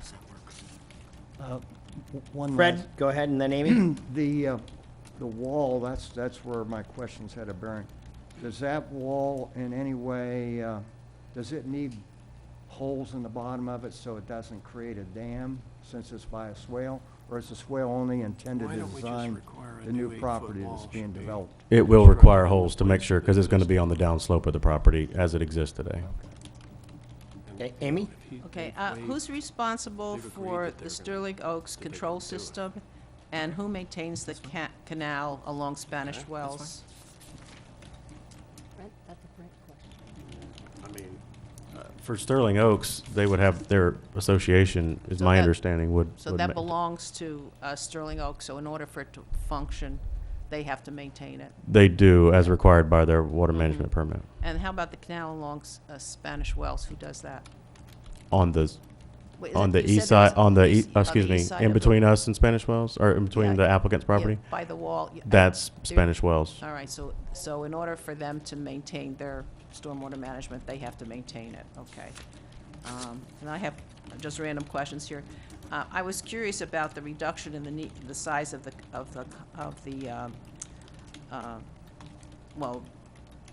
compactor, going from 1363 to 350. Is that typical for trash collection? Yeah, I think the answer is if you just throw stuff in a dumpster, Right, it I has know. a greater volume. If you smash it up in Well, a compactor. I get the concept, but it seemed like really like a 4-to-1 reduction. Is that sort of typical? I mean, how do you do that calculation? I mean, there's standard sizes for compactors, and so we make sure that that can fit inside the enclosure. So you would just have to remove it a little more frequently if it was too small, right? Correct. And that original calculation of 1363 is related to the number of units you have? And is that a standard calculation for the trash? 418 It is. D6. It's provided by the Land Development Code. Okay, so, and, all right. And let me and, just say this, the franchise haulers pretty much have a strong say in how often they think they need to pick up the dumpsters too, because I've had those discussions with Waste Pro and some of them. So you would have to, I mean, is there some assurance that that's the proper size? That's all my question, basically. I can tell you that the applicant's going to be maintaining the property Okay. when they're done, so they would have to deal with any inadequacies in the dumpsters. And I think if I got what you were all saying, that there was some landscaping and drainage easements. Well, these drainage easements are actually ditches which are supposed to convey water from stormwater management. So is that going to be a problem if we do landscaping in the drainage easements? And I'm not quite sure where they are, but a couple of times that was mentioned. No, the drainage in question at the northeast side of the property is, the pass-through is actually in a pipe system, so it won't affect, the landscaping above won't affect Okay. that. Okay. I think all my questions are answered then. Thank you very much. And I guess I would, speaking of this trash compactor, want to know your thoughts, or Spanish Wells' thoughts, if they had an opinion on this trash compactor. We really don't have an opinion. It's on the west side of the property. You know, it's not something that we have any issue with. Okay, thank you. Yes, sir. Counsel, Peter? Yeah, I had, Mike, questions about the Quadrant plan. I have a sense it all works, but I couldn't actually tell from what you put up there how it works, because at one point I saw kind of a chicane put up and said this is what we're going with, but I couldn't figure out the context of any of that. Can you maybe explain that a little more fully? Yeah, let me go ahead and pull up Thank you. an image for you. Okay. I might as well sit down. Here, this is what the developer's proposing. Be subject to architectural review.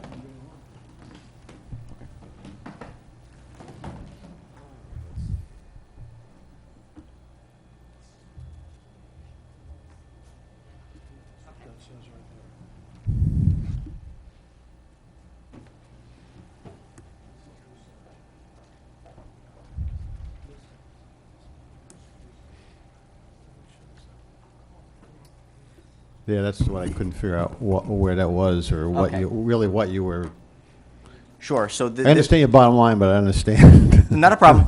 So this came out of a conversation with John DePalma of McMahon Associates and the applicant and staff to try and utilize the existing roadway. This is going to be, let me see if I can find a better map for you, actually, just to give you an understanding of where this improvement is taking place. That's not where the light is, that's north of the light. No, it's not where the light is. It's one more intersection up. It's going to be closest to their...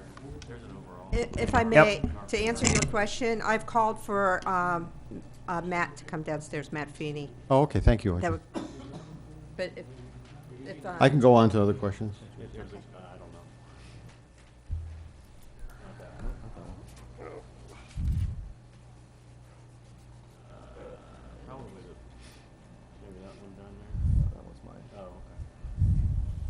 Wayne, do you know which one is ours? This one up here? There we go. Oh, there you go. But that's what he wants. Yeah, that shows it. A couple other ones show it. Okay, so this is the... He's going to do it.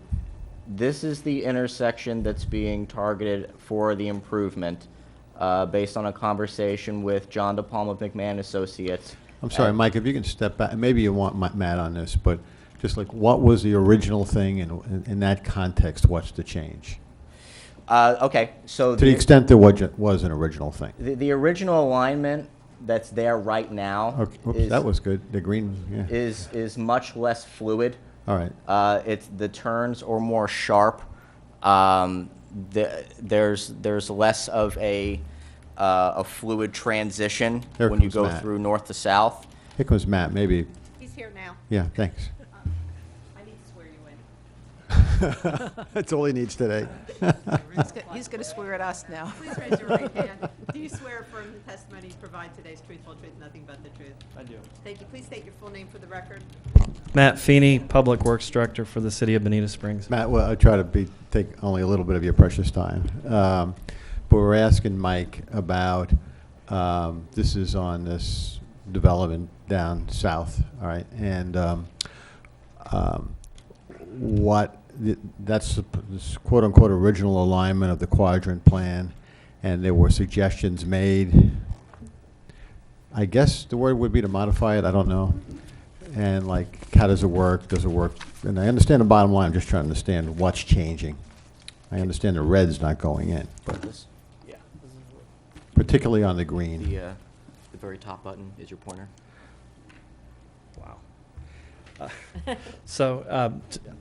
Basically, what happened was a couple of things. One is a consensus to utilize this existing roadway network Okay. Versus this proposed network here that the Quadrant plan had contemplated. Right. But really more importantly is this connection here is has some sharp angles to it. I'll Okay. take the pointer off. Oh, so now And so what this would do is soften. You can, it's hard to see here. he had a but- slide. Mike has a slide on that, I think. Oh, next. Go. Yeah. All right. So what this geometry would do in the ultimate kind of section is allows for a more smoother flow of traffic from the north to south coming up out of Woods Edge Okay. to utilize that as the quadrant. So it makes that intersection more functional, and that was what we worked on with John and with the applicant. Okay. Thank you. Okay.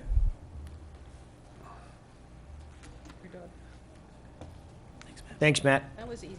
You're welcome. Thank you. So much. And you're done with any questionings of... Matt. if you- Yeah. We don't want to ask Good him idea, anything. Audrey. I don't want to Yeah. grab him. Are you staying for the entertainment? He's taking a rest. No. See you later. Are you busy? Fred, did you have something? Are we at a place where we make a motion? I guess- No, I had a few more questions. Okay, yeah. I had a few more questions, and I will need the city attorney's help on this issues. These questions are not for Lynn. But so the standard for deviations says that when you want a deviation, there are two standards. I'm talking about the second part of it. We have to set forth, staff would have to, I assume, set forth in a separate schedule accompanied by documentation illustrating how each deviation would operate to the benefit, or at least not the detriment, of the public interest.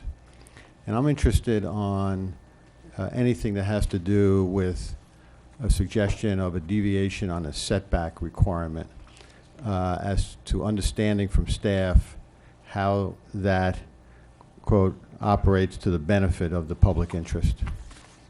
Which deviation in particular?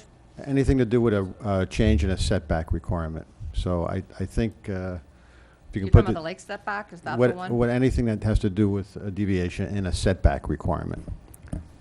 So whatever, if you can put those up and maybe explain from staff's point of view why those deviations operate to the benefit of the public interest. You had a list there. May I Mike. make a comment? It's not a actually- staff view, but, Actually, I'm sorry, but Okay. I'm asking staff. okay. Thank you. Okay. So So with regards to the setbacks, there were 2 deviations being requested with regards to that setback. One of them for the buildings themselves to be moved 5 feet closer to the existing lake, and the second request to allow a corner of one of the buildings and the amenity center and pool deck to be 5 feet closer to the preserve area. Well, let me ask you a question. The first one, there's no 25, maybe I must be misreading it. I thought there was something to do with 25. Is there no setback implication with respect to number 1? Are you talking streets? There would be, in the sense that Thank you. if the original, No, just, if you mind, Yes. explain what the setback Yes. requirement is, yes. and then what the deviation to the setback requirement is, and why it meets the public interest. 3-418D6 requires that they put an 8-foot wall no less than 25 feet away from their property So line. there's a 25-foot setback requirement. Correct. All right. And the deviation was asked for that because that would essentially put the wall in their parking lot. Well, if they weren't going to meet the setback requirement. They would have to. It needs to be at least 25 feet back right Okay. now in code. All right, so what's your rationale for why waiving that? Obviously, if you, so you're saying that the parking lot is actually within that 25 feet? Yes. Okay. Correct. So there are 2 parts to this standard, right? The first is why it works for the plan development, and I think you just explained that. But the second part is why the deviation, this is accompanied by documentation illustrating how the deviation operates to the benefit of the public interest. That's what I'm interested in having you explain to us. So Now, I from, understand how it benefits the developer. from a functional site, sure. Right. It would benefit Spanish Wells from the aspect of it would require a higher wall to be placed closer to their property line for visual screening in conjunction with the enhanced landscaping that we've recommended. That's the rationale. That's my Okay. rationale, yes. Okay. Why don't we keep going? What are the other setback requirements that there are deviations, and why are they in the, so one has to do with the retention pond? Yeah, one is a setback from the lake. The code Right. requires a 25-foot water body setback. They requested a 20-foot setback. Right. The justification behind that was the ability to make sure the buildings were positioned as far away from Spanish Wells as could be without compromising the safety or sloping to the lake for the residents that are going to be living in those buildings. Could you show us on the map how that works?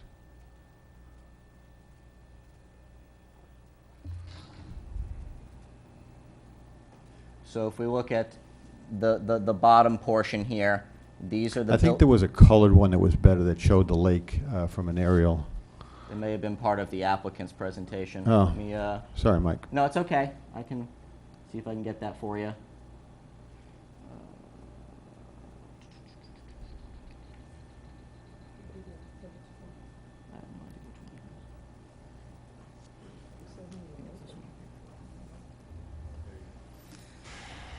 Councilman Flynn, if I could, while Yeah, I was looking for that. Commercial break. I would just indicate, Yeah. some of these deviations wouldn't be necessary if you flip the site and have the buildings on the property line with the parking internal. But Okay. as Mr. Fion's kind of noted, the idea in working with the the staff and with the neighbors was to move the buildings as far away as possible from them. And so these adjustments, these deviations, you know, are more for the benefit of moving those buildings further away while still maintaining a safe site. Okay, thank you. Just the general. Okay, Is this- so, so the retention pond is that big thing in the middle there? This is. No, is that it? All of this is the lake, including a portion of it which is a conservation easement. All of this is the lake. All So, right. so we're talking about these 5 buildings here, going from 25 to 20, as a result of working with the applicant and Spanish Wells to keep those buildings as far away from Spanish Wells as we can. Again, that lake's a pretty big constraint on the site. If you look at the original development order that came in back before this ever went to plan development, Right. it was a very similar lineup. There's really nothing else you can do if you're going to build on a site like that. So the layout is very similar to what was looked at by Lee County and by the city of Bonita 8-10 years ago. The only difference being the request for being able to put an additional 5 feet closer to the lake, which again, we weren't content with until we were able to see a cross-section to demonstrate that they weren't going to be exceeding a 4-to-1 slope going into that lake, and because that's what the code requires. And once they were able to provide that, staff went ahead with approval of that deviation. So the public benefit is what? Well, the benefit to Spanish Wells is that the building's placed further away from them. Okay. Public benefit, there's no concern, if that makes sense. Okay. And let me ask it another There's way. no The public inconsistency. benefit, as would tie into the Quadrant Plan, let's just leave it there. So going with the original proposed alignment in the Quadrant Plan as a planning tool was to put the road right up against that Spanish Wells east side right there. So the benefit to that is moving a public road further away and utilizing an existing roadway network to achieve the same thing. John? I just wanted to add to it. I think Mr. Begon's done a fine job of explaining it, but you were asking what the public benefit is. The public benefit for that requirement is twofold. One is to make sure that structures are located far enough away from a water body that they are structurally sound and that you don't have erosion or degradation of that facility. The second is the maintenance of the lake itself. Right. And around every lake, you'll find a 20-foot lake maintenance easement, which is a general requirement that everyone puts in because you know that you're not going to need more than 20 feet to walk around a lake to maintain either keeping the cattails free or keeping sediment away from drainage structures. So when someone comes in to ask for a deviation, those are the two areas that we go to make sure a deviation could be considered. One is, has the design element gone into considering how that structure is going to be maintained? Is it going to fall into the lake within 5 years? The second is going to be, is there going to be erosion along that section of the bank because the structures are too close and the slope was too great? In this particular case, 4-to-1 is acceptable to maintain that so that you don't see erosion. And the third is going to be to make sure that the lake itself is maintained and the drainage structures that are associated with that lake. So you don't see problems where water does not leave the site or flow adequately through the site, and there is enough room in this particular case for those structures to be maintained. So that is the public benefit for the requirement. I think Mr. Fegon went through the reason why we looked at maybe varying from that in this particular case. What about the water spreading in the flood situation and reducing that? Is that an element of the 25 feet, do you think? It could be, but I think you're going to be dealing more with FEMA finished floor requirement elevations for flood zones that deal more with that particular issue. And that is also something that, based on recent events, that I think this council is going to be looking at for your specific requirements in the near future.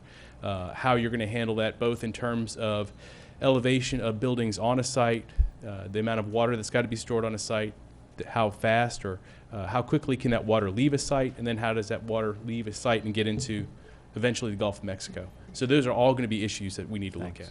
And what was the last one, Mike? There was one more you had? Of setback. The last one was the setback from the conservation area. All right. How does that work? What's the requirement and what's the deviation?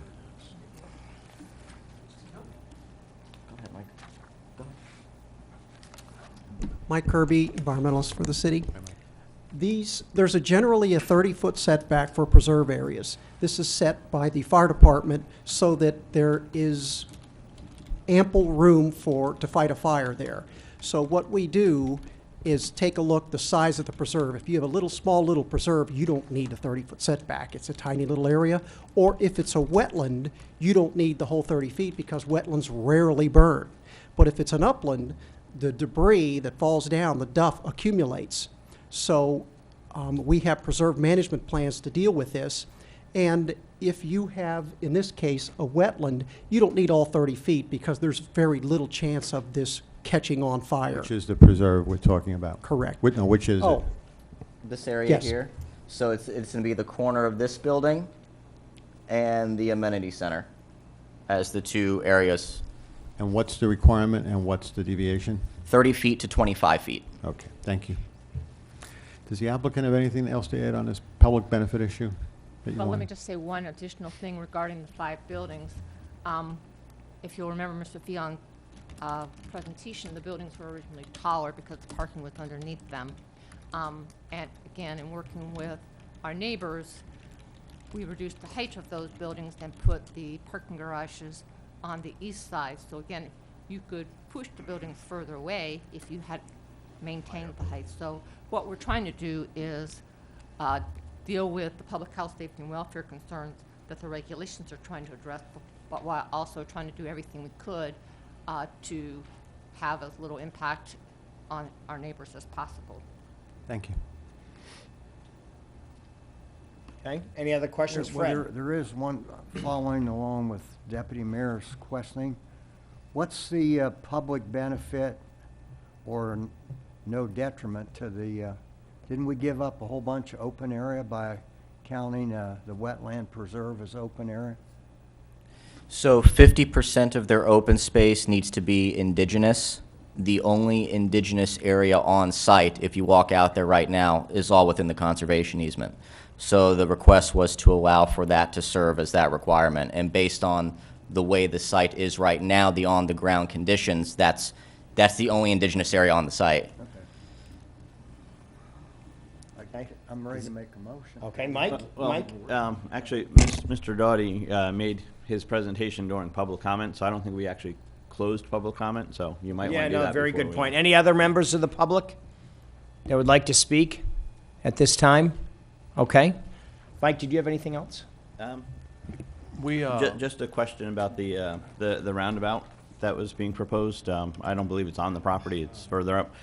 Who's paying for that, and when would it be constructed? I think this would be one of the things, sort of like with the Quadrant Plan, that as these projects come in, they develop in accordance with their piece. There's nothing that we can do to force the applicant to build it. That portion, I believe, is on the fee simple property of another property owner. So this was sort of one of those, we wanted to consider what the off-site impact would be when it gets to that point, and we have a rough understanding of it after a conversation with McMahon. Follow-up conversations would need to be had before we have anything concrete or final. It may very well not be that after this section gets developed, maybe a roundabout won't actually work as well there, and it would need to be moved or relocated or a different type of massaging technique. So that's the answer. Okay, now. I didn't know if it was a condition or it was just being brought up as a It was just matter of fact. letting you know that we did try to consider off-site impacts as well. Okay. Could we hear Mr. Arline if he has something on the wall? Yes, thank you, sir. I have developed the following proposal, bounced it off of the representative of Spanish Wells and Ms. Montgomery. And condition number 7 for the wall would state, the existing 6-foot wall shall be replaced with a new 8-foot high wall in conformance with LDC 3-418 D6, which is how you measure the building height, as part of the first phase of the project. And I believe that the Spanish Wells applicant was going to represent to the board that they were satisfied with that, and that it wasn't going to alter the existing easement agreement that are between the parties. And if you could get that, I think that would be helpful. Okay.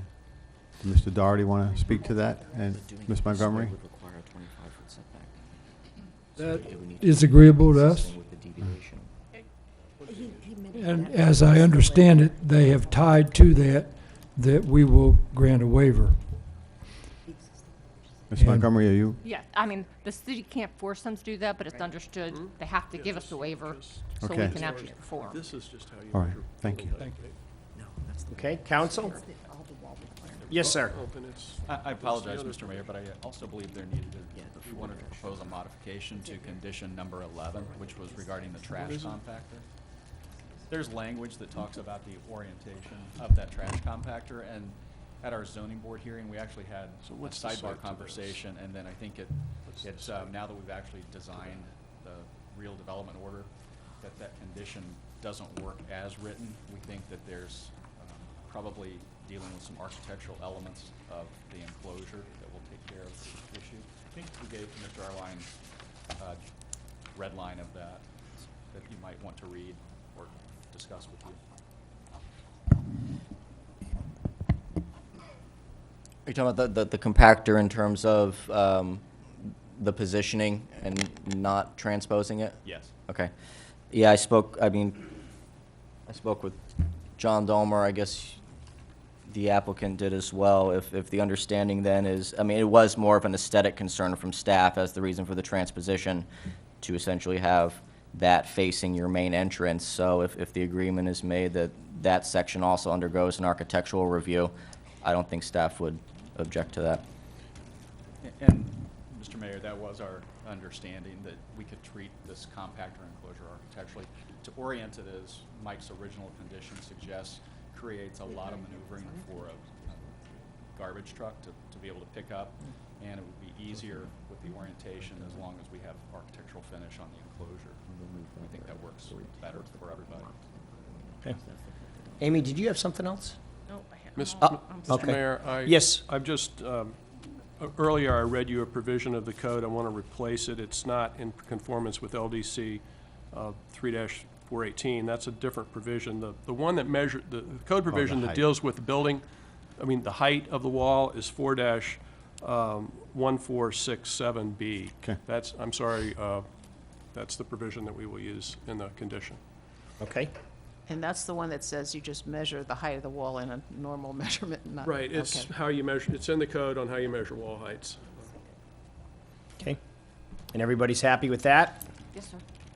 Any other points anybody's not happy on? Oh, no, we can't get that wide. Counsel, what's your pleasure? Motion to approve. Okay, there's been a Second. motion and a second. Motion to approve in a second. Further discussion. Fred? Do we need to include any of these little miscellaneous things about the agreement on the wall being modified? Got it. He read them into the record. I'm going to get his language and modify it. Otherwise, the language, deviation 1 and deviation 7 were the only ones where there were disagreement. I can go over the different conditions if you wish, Okay. as they've been modified up to council, but you've received a copy with all the different colors. I'll second it then. Okay, there's been a motion, a second, and a third. Further discussion? Yeah, I just. Fred, Peter, That's sorry. all right, yeah. So I'm going to vote for this, but I'd like to make a point, which is, it seems like we don't get a PD application where our staff doesn't start with some concept of deviating from setback requirements. And so then it comes down the road to us, the applicant works with them on that basis, and it puts us in a position of like, they probably have done probably 3 months of work or more on this thing with staff, and it puts us in a position of kind of this train coming down the tracks right at city council. Same with the zoning board on, well, staff is suggesting a deviation from the setback requirements.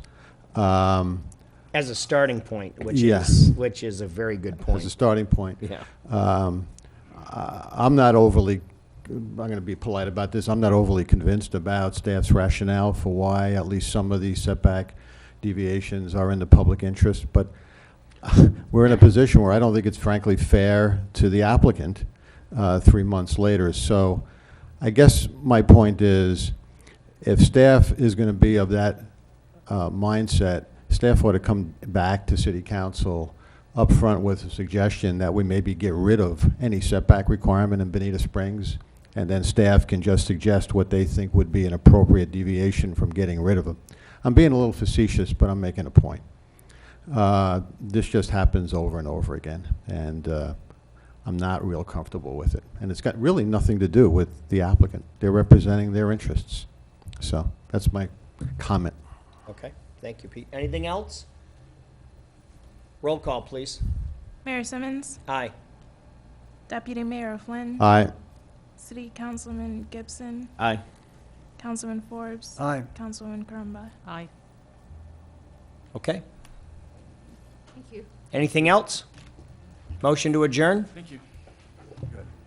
So moved. We are adjourned. Thank you, everybody.